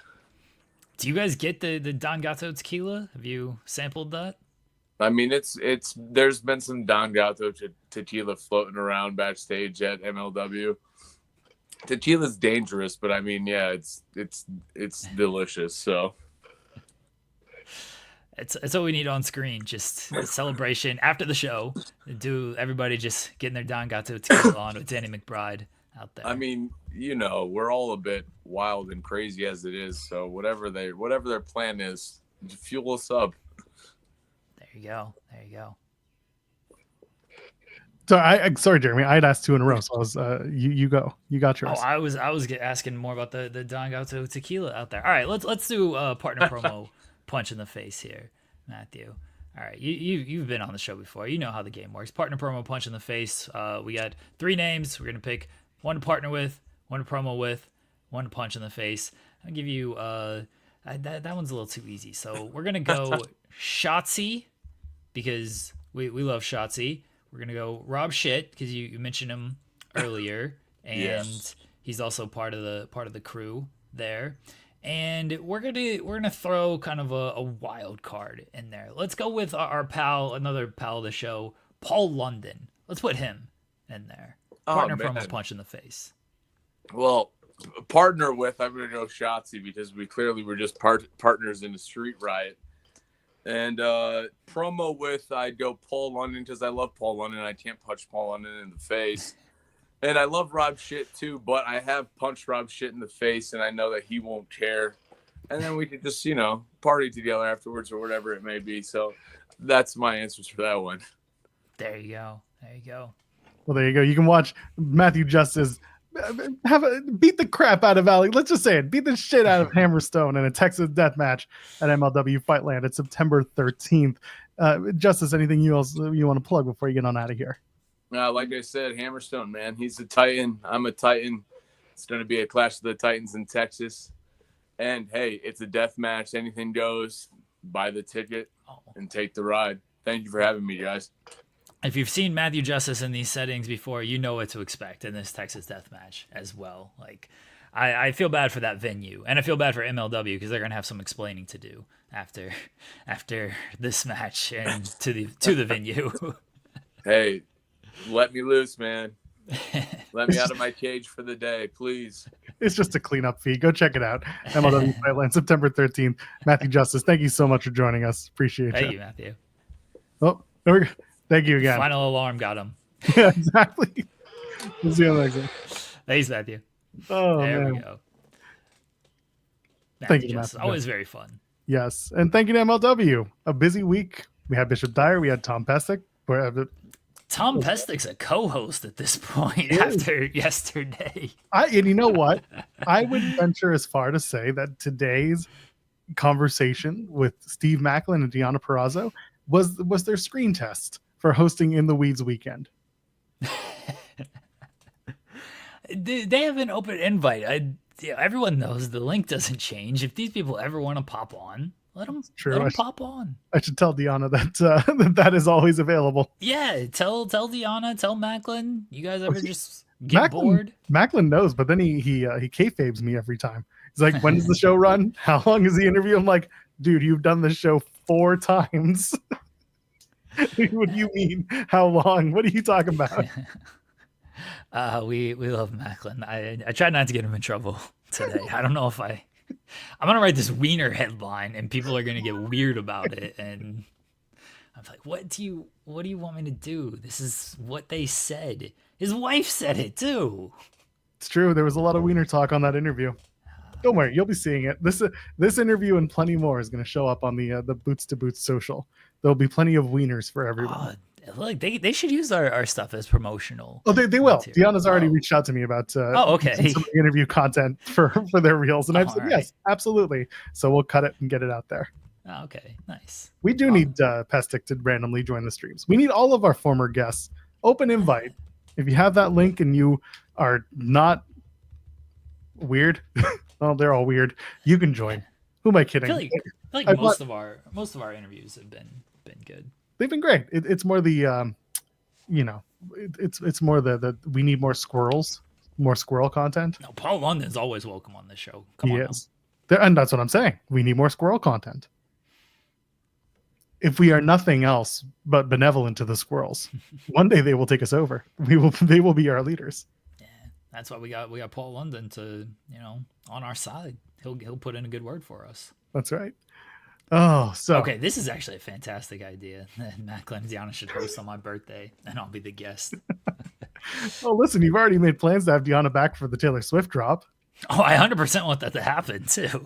Maclin's response was hilarious. So he's just like, no. And everyone's like, you don't have to be here. Yeah, I know. I don't want you on the show, Steve. You don't have to be here. You go do whatever you want. Yeah. Established, he'll just go play with his wiener. Oh, Now, God. I've said this to Deonna in person when I saw her at WrestleCade a couple years ago. I didn't go last year, so I think it was the year before. But her doing the first episode was always like really like big for us, and I'll forever be grateful to her for that, because she didn't know what she was getting. We didn't know what we were getting into with this. You know, we decided to do this show, and then we reached out to TNA, and TNA at that point was a little friendlier to us, and was like, hey, do you want the new women's champion? Because I don't remember if the title was vacant. It was vacant because it was Mickey had just dropped it, and it was they waited till the last minute, and it ended up being Jordan versus Deonna for the title. That was Rebellion in Toronto. Yeah, so they were like, do you want the new Knockouts champion? I'm like, yeah, of course. Like, again, we didn't know what this show was going to be. We didn't know what we were doing. We just knew we wanted to have guests on the show, and do at least do that much. And we're like, yeah, of course we do. And Deonna happened to win, and Deonna was on, and like it felt like a big deal that we have the new Knockouts champion on this startup show, and she was fantastic. She's Deonna Purrazzo. If you've seen the interview today, or if you've seen any interview with her, very personable, very kind. Just can give you stories, can give you whatever you need. Like, gives great answers and everything. And so it was like, oh, maybe we have something with this dumbass show that we do. And I'll forever be grateful to her for that interview, because she didn't have to do that interview. She didn't know what she was getting into, and the fact that she was so kind with everything, like it certainly made me feel good about the direction of things and what we were doing. So that's why it was really cool to have her back on the show today, because this is the first time we've had her on the show since the premiere episode. Yeah, which is so crazy to think about. We did the show for 3 years, but she joined AEW in 2023. Yeah. So we started the show in 2023. No, 2022. Sorry, we started 2022. Yeah. So a year later, she was in AEW. Yeah. Crazy. Yeah. So, but it's still. It was cool to have her back on, and I appreciated that she answered the question about Tony Khan's comments, and you could tell like she was getting a little emotional, and I hate that she beat herself up so much for that. Like I get it as someone who I beat myself up over I make a typo and a headline. That is way lower level scale than having a bad match and hearing that you've disappointed partners with that match, and then it affects your television time moving forward. So I completely understand it. It just when you hear her talk about it, like it's like, oh man, that sucks. Like I felt bad for her, like when she was recalling that story. But I appreciate that she gave an honest answer with things, and we appreciate that. And accountability goes a long way, especially in a wrestling space. I think people will see what she said, and they'll hopefully understand that like she has lived and learned through the experience. And she's also found a way through her social media to promote the fact that she's still a very busy individual. Like beyond doing this podcast, she's constantly pointing out that she's doing that she's still involved in higher education, that she's still involved with various philanthropic, easy for me to say, activities, and she is continuing to grow as a human being while still wanting to wrestle more. And she's back on ROH TV, so that certainly means something. You get a 17-minute answer, and there you go. You're back in business, baby. So I'm looking forward to ROH Pure Women's Champion Deonna Purrazzo. I hope it happens. Me too, because it also then gets to fall into my Big Boom ROH lineup. Yeah, she's wrestling tonight on the the free show on YouTube. It's not a tournament match, but it is a pure rules match. Rachel Ellering, I believe. Yeah, is who she's they're facing. excited for that. Yeah, Ellering was like, "Give us 15 minutes," and I was like, "Listen, I wish that were the case." No, good chat. Go check it out. We will obviously release the standalone to this interview as well, but there's plenty more to talk about. This and of course the Matthew Justice interview will have separate releases. The Corbin interview will go up. I don't know if Coexisting is today. They are today. They are okay. They've definitely set up for today. Okay, that's fine. I don't usually. It's set up. Yeah, usually Wilkins lets me know, but I know things have been hectic in his personal life, so I wasn't sure. So yeah, Coexisting's today, so we won't run it today. I'll release the Corbin interview probably tomorrow, and then Deonna and Maclin on Sunday, and then Justice will run probably Monday next week, like Monday afternoon. Let's flip that. Let's run Maclin Deonna on Monday. More Monday eyes. afternoon. Yeah, Monday afternoon after us. Okay. Yeah. Instead of Sunday, and Yeah. we'll run Justice on Sunday. Yeah. Okay. Production meeting on the air. You're welcome, folks. Oh, Shout we out- do this all the shout time. out- This isn't anything new. Shout out to good producers, Yeah, this of isn't which anything we are them. Okay. No, that's fine. I think Corbin tomorrow is good. There's a little bit of football talk but whatever. It's not, super timely or anything. Corbin's stories were all, for the most part, like WWE related stories, so that's all very evergreen kind of content and stories there. If you've not watched the Corbin interview, finish watching today's show, but go back and watch yesterday's show, because I'm pretty sure he would have stayed the whole 2 hours if he didn't have jiu-jitsu at 11:30. Honestly, It's true. The fact that he had to pull himself out of that was oh quite my impressive. gosh. Speaking of pull out, Why are you all getting better interviews in the main channel now? Like, what's the deal? I literally reached out to Tom Pastic this week, and he didn't answer my DM because I'm bringing back Making a Finisher. And when I asked everybody, hey, what are some non-WWE and AEW people? People are sending me, like, people that wrestled in the UK their whole career. And I'm like, all due respect, like, trying to do we're talking like Arn Anderson's in this series, Ravens in this series. He didn't get back to me. So that was a very good interview. But Thank you. I called in some reinforcements from Australia, and we got a 45-minute Bryan Danielson interview coming to Fightful. Oh, is it down on yeah, there? Did they do it? Who, Nice. listen, does very well for us, considering that one of our most viewed videos twice is the Big Show or Paul White over there. But And Buddy Yeah. Matthews remember when that was like the biggest interview on Yeah. the main channel? Like Yeah. Buddy Matthews was the big draw. he was, because I got him right afterwards. He was keen on our reporting, which I appreciated. Do you know the most viewed full interview in Fightful history right now? MJF look. 2019. No, not 2019, 2023. 23. Okay. I mean, that makes a little more sense given his rise in popularity. Sure. And John, yours, I'll tell you what, getting my hair sawed off with a hook knife was valuable. Over 100,000 views from John Moxley. And my very frizzy hair, of which I could not put conditioner in because of the donation. So there was that. I'm looking right now. We used to post Fightful Select previews, and I used to do dark match commentary. I would find dark matches from WWE, and I'd do commentary over them because they didn't have them. Molly Holly versus Dee Venturi, the preview for Fightful Select, is at 103,000 views. this is when people really paid attention to YouTube. Yeah, and us. Go figure. And oh, now I'm sad. When I go to Overbooked, it's funny because a lot of people, I don't know if they know, this used to be our MMA channel. Yeah. Like a lot of it's the clickbait MMA stuff that I did. Oh, the Which, by other the way- day, this was a months ago now, our like most watched videos suddenly got tagged, and I was like, come on, man.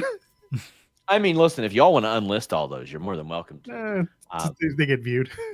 I was going to say, I prefer you all keep up the Israel Adesanya interviews and stuff that I paid money for. But there's a funny one where he gets chased by a bee during his interview, which was it's very good. That rules. But yeah. But now we distribute our interviews in so many different ways. Like, I'll have somebody that be like, "Oh my god, it got 1,000 views," and I'm like, "Buddy, that thing is going to audio. It's going to Twitter. It's going to Facebook. We're chopping it up in clips on 4 or 5 different platforms." I am planning on going to the Halloween Horror Nights thing. I don't know when I'll be able to, but yeah. Should send Kylie down there Who? from formerly Wrestling Made Me Cry. Who? I never heard of her. Who? I'm just kidding. She loves the horror stuff. Yeah. Yeah, I know, but so does my wife, so I'm gonna go. Oh, I can't stop you there. Hey, anything you want from that Dynamite in London, Ontario that I'm suddenly, have been going to? Now it's a big event. Nothing. All right. But I did get this beautiful Rushmore. Look at this. Look at this bad boy. Look at that. It looks very good. Yeah. It's very good. It's I think I've mentioned before. Nowadays, like $20. You're kidding? $11. $11. Yeah. This is half of it. So, and it comes with some really good cheese sauce. So I'm going to leave. Fightfulselect.com. Listen, again, I must promote Thursday evening, possibly head to head with Joe Pearl. We don't know yet. The Freddie Got Fingered review. Joel hits me up in a panic yesterday. Should I even do the show? I mean, it was a little less than that, but okay. And I said, what are you, scared? I said, why don't you move yours to 3 p.m.? It's a capitalist society, buddy. Just read the spoilers. That would actually be hilarious. If you just... to which I replied to Sean, if TNA were still giving out screeners, I would absolutely do an afternoon drop. Oh, remember those? Those were the best. Great. Yeah, Alas, great. Not happening. And for the record, I was not scared. I was making a question. I was making Debatable. a request. Sound scared. A request for comment. I will nail down the time with Alex and Kate, and we will determine everything.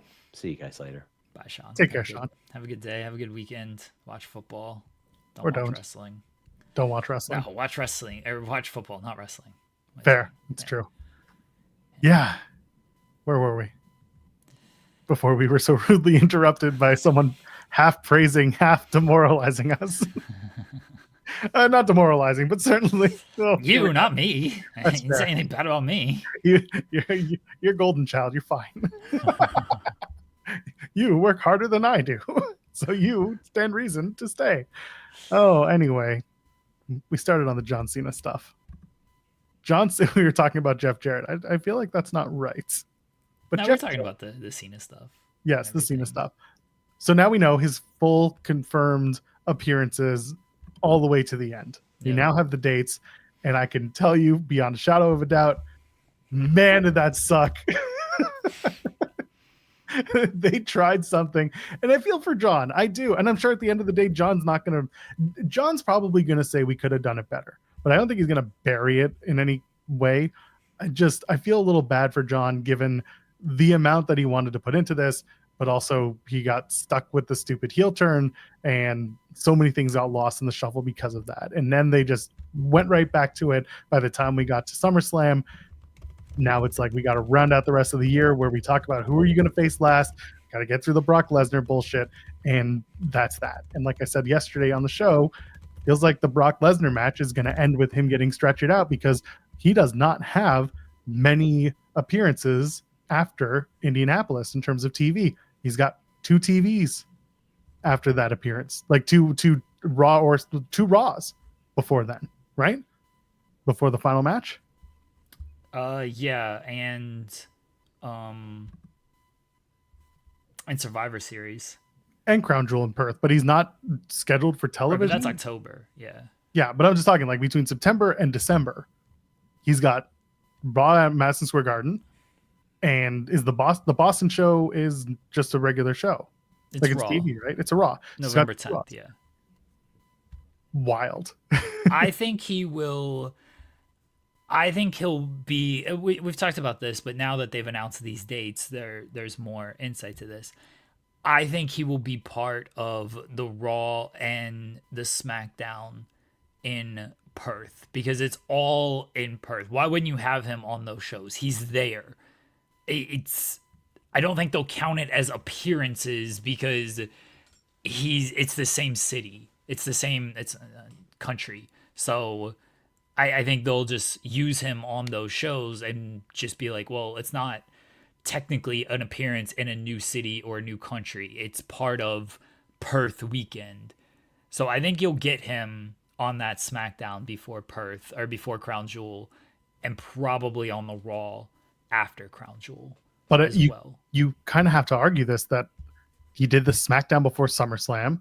He did the Saudi shows. He did the SmackDown Saudi, and then the next night was Night of Champions. Those were counted as separate appearances. Mania was a whole gaggle of stuff that was counted. Like that's the thing. That's why it's hard to establish. And I get it. Like it's wrestling. You make up the rules as you go along, and he can easily just be like, I like you guys too much, and I'm a babyface, so I'm giving you this, and I want to be here because I love Australia. Whatever. Like he can make up a reason. I just feel like they really dropped the ball because they didn't plan this out properly to a point where they knew how to pace out whatever this last year should be, because the story has felt throughout that we're just kind of making it up as we go along and planning for a big moment here and there all the way to retirement. For Survivor Series, okay, so from a creative standpoint, feels like WrestlePalooza, he gets taken out. Okay, that's it. Someone's going to call him out. Maybe he shows up at Crown Jewel. And like they say, oh, John Cena, he's not going to fight me, but I'm going to challenge him anyway. And then someone's going to come out to the ring and be like, I'm here, John. Whoever it is. He's going to be, I'm here, John. Where are you? Oh, you're such a coward. Blah, blah, blah. John Cena comes out, big pop. He does the match, and that's it. You get to the Raw after, or the Raws that go into Survivor Series. He sets up whatever match there. It's a big match for Survivor Series because you're going to be at the ballpark. You got to fill out the ballpark. I get it. And then whatever comes out of that Survivor Series match, that's the final match. That's the retirement match. That person beats him up so bad at Survivor Series that you don't see him until he gets called out for the retirement match, and that's it. John Cena says, let's do it. I'm going to beat your ass. And he either wins at Survivor Series and then loses the retirement match, or he loses at Survivor Series and then wins the retirement match, or something. I feel like he should lose on his way out, but that's just like old school wrestling guy in me. But it doesn't always have to be that way. Example number one, Sting, 2024. Who do you think he wrestles in his last match? I know that at one point Work Wrestling was talking about Gunther being the person. I see a story for that if Gunther is healthy and can do it. Gunther putting down the old hats is a funny through line you can make, especially at another Saturday night's main event. That would be funny. But I also don't know, because if they're doing it in Washington, D.C., and John Cena is American as an apple pie, he can't really lose that match because from a story building standpoint, that looks really stupid, especially if you know who might be in the crowd, and that's a whole other can of worms. So I don't know who the last person is. I know some have talked about Seth Rollins. I think the Rollins match could easily be at Survivor Series, but it feels like maybe Survivor Series is going to be either Rollins and his crew versus Punk and his crew. That's been the through line for the last year with Punk and Rollins. And then Cena just has, again, he's who, I don't know who he goes up against, or he joins Team Punk. So I'm curious. I don't know. But retirement match wise, Gunther makes certain sense. But yeah. Oh, Zeno, I was saying Dominic Mysterio at MSG on that Raw. Okay. It's not a bad idea. I mean, Dom wants it. Cena's mentioned it. What if it's Dominic being like, I'll kick John Cena's ass in Australia? And he's just being that piece of garbage heel, and he says, oh, I knew it, he couldn't be here, and John shows up, but then he's got to give him the Intercontinental Championship. He might not have the Intercontinental title by that point. That's true. Maybe it's AJ Styles. The Mega Championship, but John Cena goes to Mexico City under Juan Cena. Yeah, I don't know. Who do you think could be the last guy, the last opponent? I've talked myself into Rollins. At this point, there's history there. There's a story there as well, because Seth is now this world champion, and I think Seth is going to hold the title for a while. So that's where I'm leaning towards, is that it's Seth Rollins. You get to mix kind of the best of both worlds of, you get a high profile story and you get to play off of Cena's history with a former opponent, because there aren't too many of those guys that that are left. Like they're doing it with Brock. They're seemingly not going to do it with AJ. Miz is not the guy you're going with, I wouldn't think, at least in terms of the last match. I mean, how many other options do you have who would make sense from a story perspective and make sense? And I'm not saying they have to do this. It could very well be, let's do a new opponent. Let's do Gunther. Let's do Braun Breaker type of thing. But I'm going with Triple H loves the nostalgia booking. So, and John Cena, I would like to think John, for his last match, he could make that call. He could say, I know I play what they deal me. I feel like for his last match, he could be like, give me pocket aces. That's the hand I am playing here. We ain't shuffling the deck. Give me pocket aces out here. Give me Kurt Angle. Kurt Angle gets to make up for his, retirement match, and John Cena gets to have the match he always wanted against the guy he came in on. Yeah. So, I think John should have a call on it if he wants a call on it. We shall see if he does want it or if he does make that call.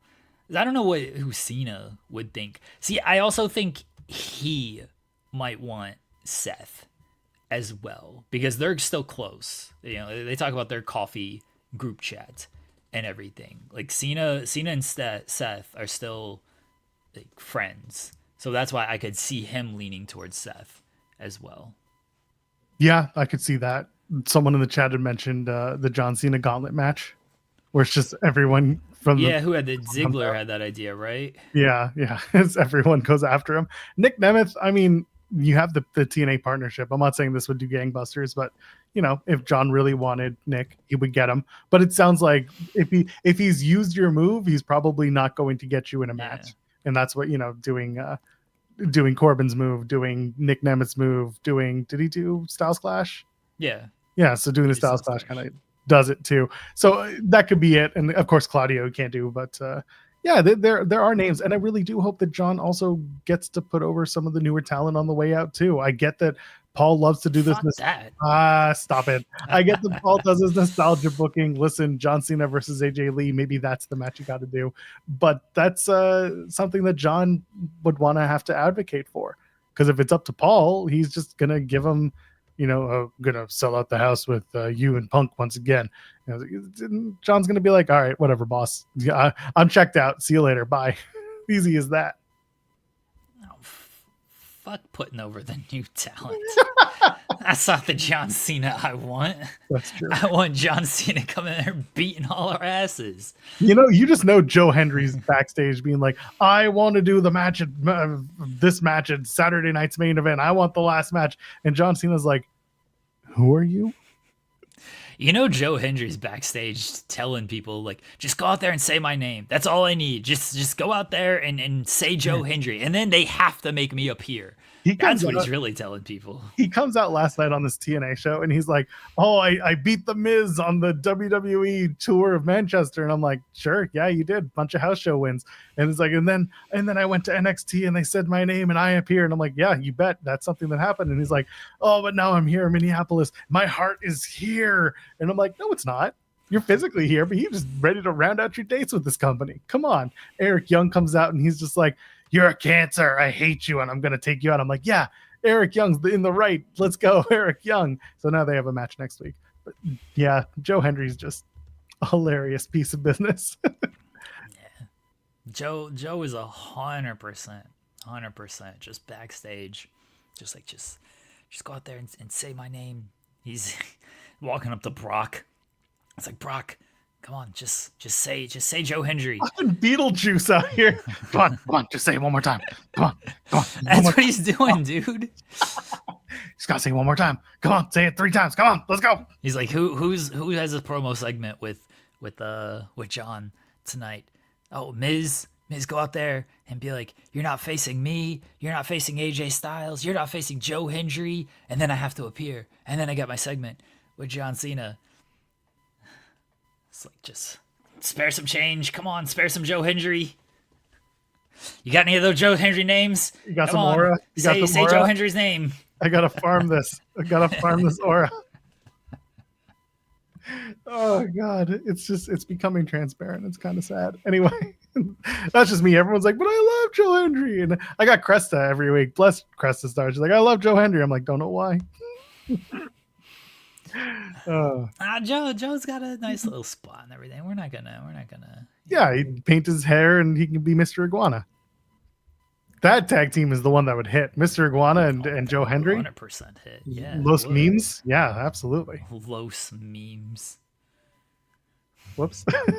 Is that what you're gonna call them? That's what I would call them. I don't know what they'd call themselves. Los Iguanodon. I don't know. Hendry. Iguanodon. Iguandry. Laieska Hendry. I don't know what they call themselves.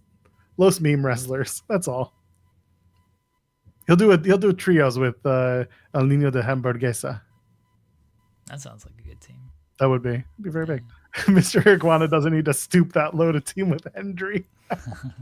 That's true. Mr. Iguana gets Lola Vice, so I'm sure that's fine. I don't know what fits. Regardless, John Cena's last opponent, they're going to go to Washington, D.C., allegedly, according to WrestleVotes. That Saturday night's main event is confirmed. It's happening on December 13th. We just do not know for sure 100% where it's going to be. Again, according to WrestleVotes, Capital One Arena in Washington, D.C., John Cena's last match. Survivor Series before that, that's going to be on the 29th of November in San Diego. There will be 2 Raws for him to build on, the New York one and the Boston one. That's the 17th and the 10th of November, respectively. And then before that, you've got Crown Jewel. So again, between WrestlePalooza and Crown Jewel, there's no John Cena. That's why most of us, at least, are assuming that Brock's going to beat him so bad that he gets stretchered out or just disappeared. I think Cena's beating him. You think Cena's going to beat him? Yeah. I think Brock's going to beat him, and he's not going to show up again until the Rumble. Okay. See you in Saudi, bitch. Like Romeo's on our chat. He's showing up more here than he does at True Heel Heat. Shout out to Romeo. Love that guy. Romeo's running from the grind over on True Heel Heat. Wow. You know what? At least when he shows up under his own channel name instead of under the True Heel Heat one and saying it's the other guy. SB3 shows up on his own. What do you mean? No, SB3 shows up on the True Heel Heat channel and says it's SB3 and then continues his. Does he? I always it'll say like at True Heel Heat and then it'll say SB3 : and then whatever he's saying, so that he denotes who the speaker is. All right. It's like when I'm working main and then I just say something and everyone's like, it's Sean. I'm like, no, it's Joel. I'm in the chat because I'm doing my show. I don't feel like that's true. Which part? The how SB3 posts in our chat. It is. Like it's okay. He does it from the True Heel Heat channel. All right. I get it. I understand why. I'm not I give Romeo praise for showing up as his own with a True Heel Heat banner. Good for him. Cena beats Rollins in his last match. Title up for grabs at the Rumble. Sammy wins it in Saudi. I think I'm more of the belief that Sammy wins the Rumble or Punk. Romeo, who should I tail today? Who's playing? What do you got today? What's your 50 pick home run parlay that you have? It's true. Romeo's a big sports betting guy. If you think Steven, he's got a Discord. I know. If you think Steven Jensen is a sports betting guy, Romeo's a good sports betting guy. Jensen just loses his ass in sports betting over one little thing, and that's it. Romeo seems to do pretty well with his betting. So. Yeah, there you go. Joel's backing me up. All right, I sort of believe you, but yeah. Zeno saying the Vision beating up John Cena after the match against Brock. Oh, fuck all that. Here's what should happen. John Cena, Seth Rollins for the title in his last match. John Cena wins. Braun Breaker is pissed. Bronson Reed is pissed. Paul Heyman is pissed. Becky Lynch is pissed. They're all like, no, it's not ending like that. Your last match is not ending. That's not how we're doing it. And he beats up Bronson. He hits an AA on him. Pins him. Beats up Braun Breaker. AA. Pins him. Becky Lynch. AA. Pins her. Paul Heyman. AA. Pins him. Then he stacks all of them and pins all of them. And then he just stands tall on top of all their bodies and he holds up the championship one last time. And that's the end of John Cena's career. Beating all these dorks in the Vision. Because John Cena, Super Cena, stands tall. Hustle, loyalty, and respect. You just know that after Saturday night's main event goes off the air, it'll be like WWE exclusive. The entire roster gets to pin John Cena one last time. John just lays down in the ring, and a referee 20 straight minutes just counts 3. Everyone beats John Cena for 20 minutes on his way out. That's the way. John Cena's beating the entire roster. It's unaired. It's an unaired, so it doesn't count. It's just it's a special moment for the arena, because just like Bill Murray coming up behind you and saying, "No one will ever believe I was here," John Cena is going to be like, "No one will ever believe that I was pinned by 20 people in 20 minutes." And that'll be that. He should just take the title with him, retire it, and then Triple H has got to create another new title. That's the one thing about doing. That's the one thing about doing Saturday night's main event on Peacock instead of on NBC. He can give his goodbye speech and go long. He's not going to be allegedly. By the way, it's been more than 2 months. Goldberg, where are you, Val? Where are your thoughts on your last match? It was 2 weeks. It wasn't even 2 months. It's been 2 months. It's been 2 months. 2 weeks. Son of a bitch. He's just dangling that carrot in front of us. I'd say message him on social media, but we know he doesn't run his own social media. So what's the point? Somebody call Goldberg. I want to run Goldberg's social media still. I would still like to do that. Do you see the vault stuff that they released? Rock and Wrestling? Yeah. No, the Nitro stuff behind the scenes. Oh, really? Oh, that's cool. It's cool. It's like 20 minutes of them just kind of doing backstage stuff or just extra footage, B-roll stuff. There's like a couple of funny moments, but most of it's kind of just there. It's like Goldberg from side view going down the ramp. It's just like some alternate camera angles and stuff. But like because we talked about Paul White earlier in the interview with Paul White that Sean did, or I guess Fit did, whatever. The one that we have on the main channel. Mm-hmm. And I was thinking to myself, I want to ask Paul or anyone who was involved with the Empty Arena NWO episodes. I want to ask them about like doing those, because I don't know how many people have asked about those, or at least have asked like in 2020 anything, because I'm just watching like they're doing empty arenas before empty arenas were mandated in 2020 and COVID was a thing. Like they're running this thing as if it's cool, and it's like them in this empty setting wrestling, and it's like, how does that feel? Because that must not feel good, knowing what we know now about like empty arenas and the lack of adrenaline that comes with it. So thinking about how many people are still around from that era, and unfortunately, the number is dwindling. I feel like we could get Paul White on this show. Get Paul, or even Sean Waltman, because he was there. Waltman would be good. He'd be fun to talk to about that stuff. I really like Waltman too, so I feel like we could get either of them on this show. I'll try. Yeah, I don't hate the idea. I like that very much. What else do you have to talk about? I would love to get Waltman too, because Waltman is. You know, you watch like the Click DVDs and the NWO DVDs and everything. Waltman's like got a level head about everything. I love the Click DVD because Shawn Michaels, is Reformed Christian, and he's trying to be. And this was years ago, obviously. I'm sure when he started to care. Yeah, his perspective has changed over the years, but like this Click DVD is honestly amazing. But like Sean is trying to be kind of Michaels, not Waldman. He's trying to be straight and narrow, trying to play down the middle and everything.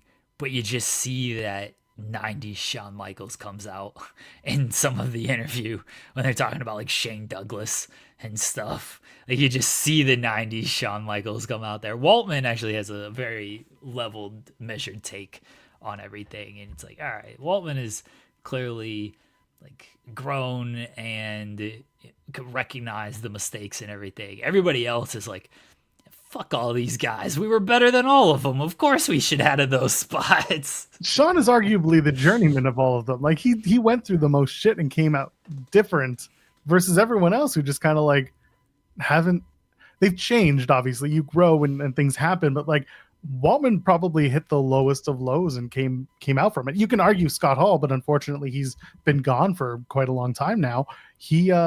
Waltman's always been that guy who was little brothered to death and unfortunately almost died, but he's back and he's been kind of just real ever since, because he just doesn't. I think he just doesn't give a shit about this wrestling stuff, and it's great. And as a result, he'll be pretty, like you said, level-headed about his takes. He's still involved. He apparently does like scouting. Not apparently, he said as much. He does Yeah. scouting for WWID. He was at the GCW WWID show over SummerSlam weekend as well. So he's still involved in some capacity. Yeah, my point isn't that he's not so immersed with himself in the business. If he's scouting, he's clearly looking for the next talent up. He's keeping an eye out. He's not like, I need to get in the ring and make money for my whatever purposes. It's clearly like he's doing it for maybe a love of the game and a few extra bucks, but it seems to me that he has very happily moved on with his life in various ways, which is nice to see. Yeah. He seems happy. I'll try to get Waltman on this show. Waltman would be a lot of fun. Talk about saving dogs. That is his favorite thing to do, saving animals. I'm dead serious about it because the man clearly loves saving animals and nurturing them and nature, keeping them back into health. He's a good dude. He'd probably love that as well. Yeah, absolutely. So we'll see. We'll get there. We will. We always do. A lot going on this weekend in the wrestling sphere. There is. It's a lot of indie stuff. I mean, you got SmackDown tonight. We'll preview that in a sec. But like Action Dean is happening tomorrow night. This weekend? Oh, Yeah, shit. I thought that was next weekend. No, it's this weekend. It's tomorrow night, 2300 Arena. Billy Starks, Nicole Matthews. That's a match I'm looking forward to. It's not airing though. They don't air. It's not airing. No, they're taping it and then they will air it. And they post it. Yeah, then they'll post it on the ROH YouTube. As far as I understand it, it's the same thing as the last ones where they did tape it and then they air them. But yeah, that's happening. Saturday Night Nitro is happening at the Mall of America. First Wrestling, putting that on. Everyone loves going to the Mall of America. So there's another show. And Ashe Wrestling has a show as well this weekend. So always love to shout out Ashe Wrestling. They're fantastic at what they do. Of course, SmackDown is tonight.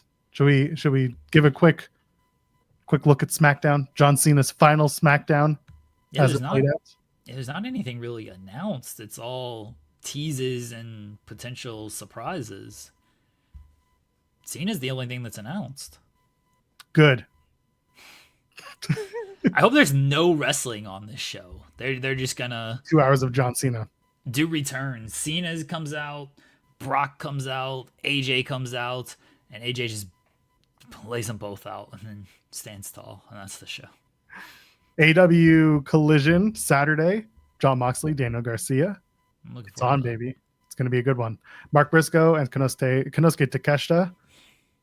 That should be a fun matchup. Unfortunately, I think Takeshita's gonna win unless Okada casts in the match somehow. I don't know if it's unfortunate, but I do look forward to that match. I think that's gonna be a great match. I assume they're gonna get like time and everything. Oh yeah, they've apparently announced for SmackDown. Sami Zayn returns and CM Punk confirmed. So there you go. So just appearances. Yeah, that's all it's gonna be. It's just amazing. 2 hours of fucking appearances. It'd be great. It's gonna be talky talk for a good 2 hours. You know what? I've seen worse. And also All-Star 8-woman tag. Everyone banned from ringside. Timeless Toni Storm, Mina Shirakawa, Chris Dowland. Everyone's in the match. There's nobody who's going to be at ringside. I know. Triangle of Madness, Megan Bayne. The only person who could show up at ringside would be Penelope Ford. But she just won't be there. All right, I'm gonna engagement farm a short here. Right quickly, Joel. Right. I don't actually care to talk about this topic. I'm very transparent of what I'm going to do here. All right, let's bait. Let's go. All right.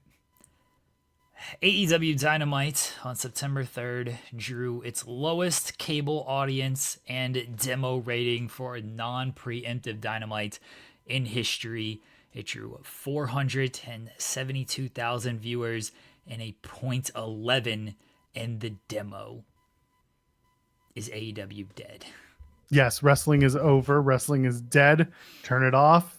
Go do anything else with your life. Touch grass, as the kids say.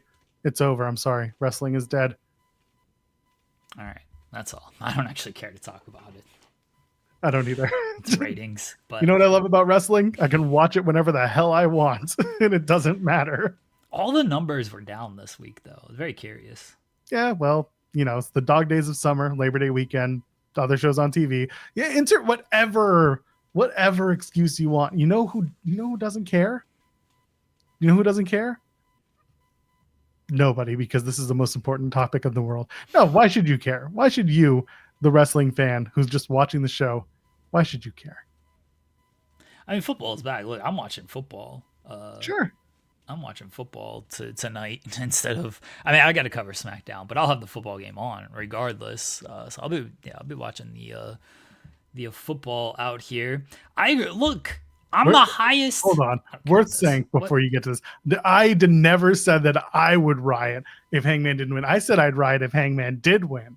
So I just want to point that out. Also, talking about creative and rioting is very different from caring about how many people watch the damn shows. Yeah. This is the factual, though.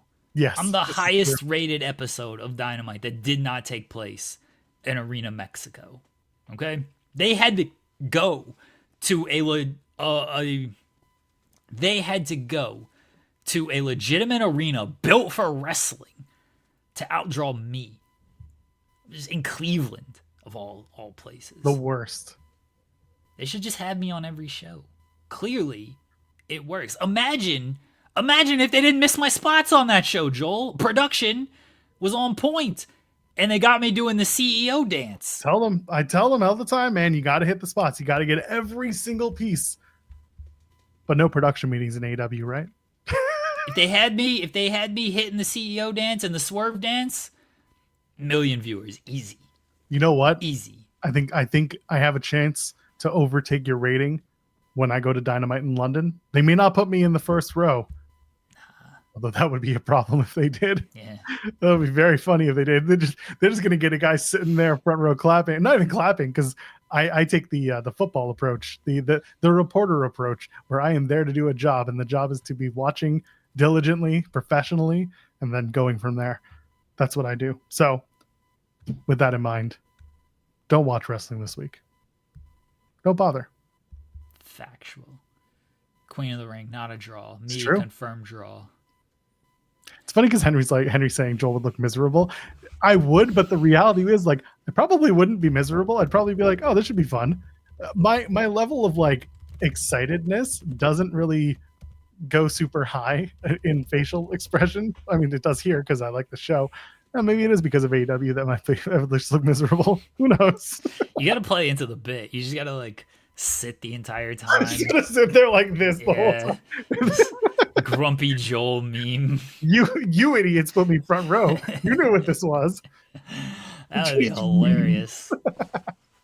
That would be hilarious. Oh God, wrestling is for kids. It is, and I'm not a child. I'm a professional adult man. Damn it.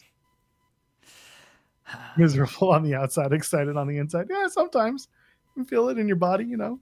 Still wondering what I'm gonna do when I'm in London for that day. Probably sleep. Get my hotel room early, take a nap, knowing that AEW is going to keep me at the arena until past midnight. That sounds like a good plan. 3-hour show plus ROH, baby. Here we go. You should boo all the high spots as well. Just boo everybody. I'm only going to cheer the Canadians. Everyone else is going to get indifference. Apathy. I'm going to bring a sign. On one side it says apathetic, and the other sign is going to say Canadian yay. You should wear the TNA trucker hat. The Carlos hat. Yeah. Did you see that the other Carlos Silva was there last night? The pitcher. I did. I had made so many jokes about Carlos Silva, not the pitcher, that when I saw that photo, I was just like, "Ain't Norway." Yeah. Loved it. It's so stupid. All right. We're done here. It's another week. We're done. We'll be back on Monday, 10 a.m. Eastern. I don't know what we're going to do. I think we're scheduled to have a guest. Yes. Tara Calloway is scheduled to join us. She has a children's book to support Jeff Cannonball. And the Cannonball Fest is next weekend. Yes. That one I know for sure is next weekend. So Tara's going to join us on the show. That was a suggestion by one of our viewers as well. Shout out to, I think he's in the chat sometimes, but he's also on Twitter. Yeah, Bob. Yeah, Bob. He threw that out there, so we got in touch and we're gonna make that happen. So looking forward to having her on the show. Yeah, otherwise, I don't know, we'll talk about football on Monday. Sure. Wrestling. Talk about John Cena. Yeah, I feel like we'll have a lot to talk about coming out of SmackDown, honestly. Do you think, real quickly, do you think AJ actually appears tonight or no? So I like the idea that you had floated out of like, you bring your wife, I'll bring my wife, and let's fight. But also, it doesn't seem like the CM Punk way of introducing things, because What is the CM Punk way in 2025? that is true. But I'm talking more in the way that he views, treats, and responds to women. Like, he very much sees things as equal, and he wouldn't say my wife. Like, he wouldn't use that. My wife. My proper. Well, That's how we should do it. you Bring your wife, I'll bring my wife. But he doesn't see his wife as property. Therefore, for him to say it would. I think for him, he'd be like, I can't do it this way. But I like that idea because it tells you without telling you for sure. I've also come around to the idea of, yes, not having her show up, not having the music until the day of the show, like until the show, until the appearance, like that first moment, that should be it. I feel like you need to just very heavy-handedly say, I have a partner too, and she wears the same ring as me or whatever. Like there's got to be a way to put it without putting it immediately out there. You didn't be like, oh, I have a partner and she's gonna light your ass up. Something like that. Yeah, you just heavily lean into it, make it so obvious that it can't be anyone else, so that nobody's like, oh, it's gonna be Rhea Ripley and all the marks are gonna be Chad. No, it should be this. Like, remember when when Punk was coming back to AEW? That was one of the things that we were talking about, was like, what if Punk, it's not Punk, it's actually MJF, and MJF comes out pretending to be Punk, and he's like, oh, got you, didn't I? But that's not what they did. It was Punk, and that was the moment. This is what they could do here with AJ, where they can very heavily imply it's going to be AJ. You know it's AJ. We're just not giving you her physical person until Indianapolis, until WrestlePalooza. On the other hand, you're in Chicago. The moment would be huge. Yeah. I think it's like this. So this is where, and again, it's star power and moments. So I don't like having to use Brock Lesnar here, but it's like, you sold out Allstate. You either get AJ or you get Brock Lesnar. You're getting one of those two tonight. You might get both. You could get both, but might get both. They got to have a big show. They got to have a big show tonight, and I'm not talking about Paul White. I mean, they'd be good if they had a good show. Like, they're up against the Chiefs and the Chargers as well. Like, I don't think the numbers for this episode are going to be great. Although I think that game's on like Amazon Prime, so it's not like where's this dumb game airing tonight? I should probably know because I'm gonna watch it. Football's in too many places. Factual. Oh, this game's on YouTube. What? Oh, is it free on YouTube? Hold on, let's see. I see DAZN, but that's probably because I'm in Canada. Can I watch this game for free? Have they set up the stream yet? Yeah, that's what I'm looking for. I can't see it personally. Okay. Just because I'm looking on Google. Yeah, it says 6 hours. I'm sure I'm gonna have to pay for this. Oh no, it says for the first time ever, tune into an NFL game live on YouTube. Watch for free from the comfort of your own living room. Oh yeah, this is the one that's happening in Sao Paulo in Brazil. Yeah. When does that show start? Or when does that? It still starts at 8. Still starts at 8? Okay. Yeah, they're still doing it at 8:00 Eastern. Oh, okay. Oh, it's DAZN Canada. So it's YouTube for the States. It's DAZN Canada. That's WWE's fucked if this game's free on YouTube. Womp womp. It's time, WWE. We're airing free on YouTube today. Yeah, this show is fucked tonight. SmackDown is. All right, so Brock and AJ Lee are coming back to nobody. 16,000 rabid fans in the arena being like, yeah, that's great, but like, let's watch this Chief game. Yeah.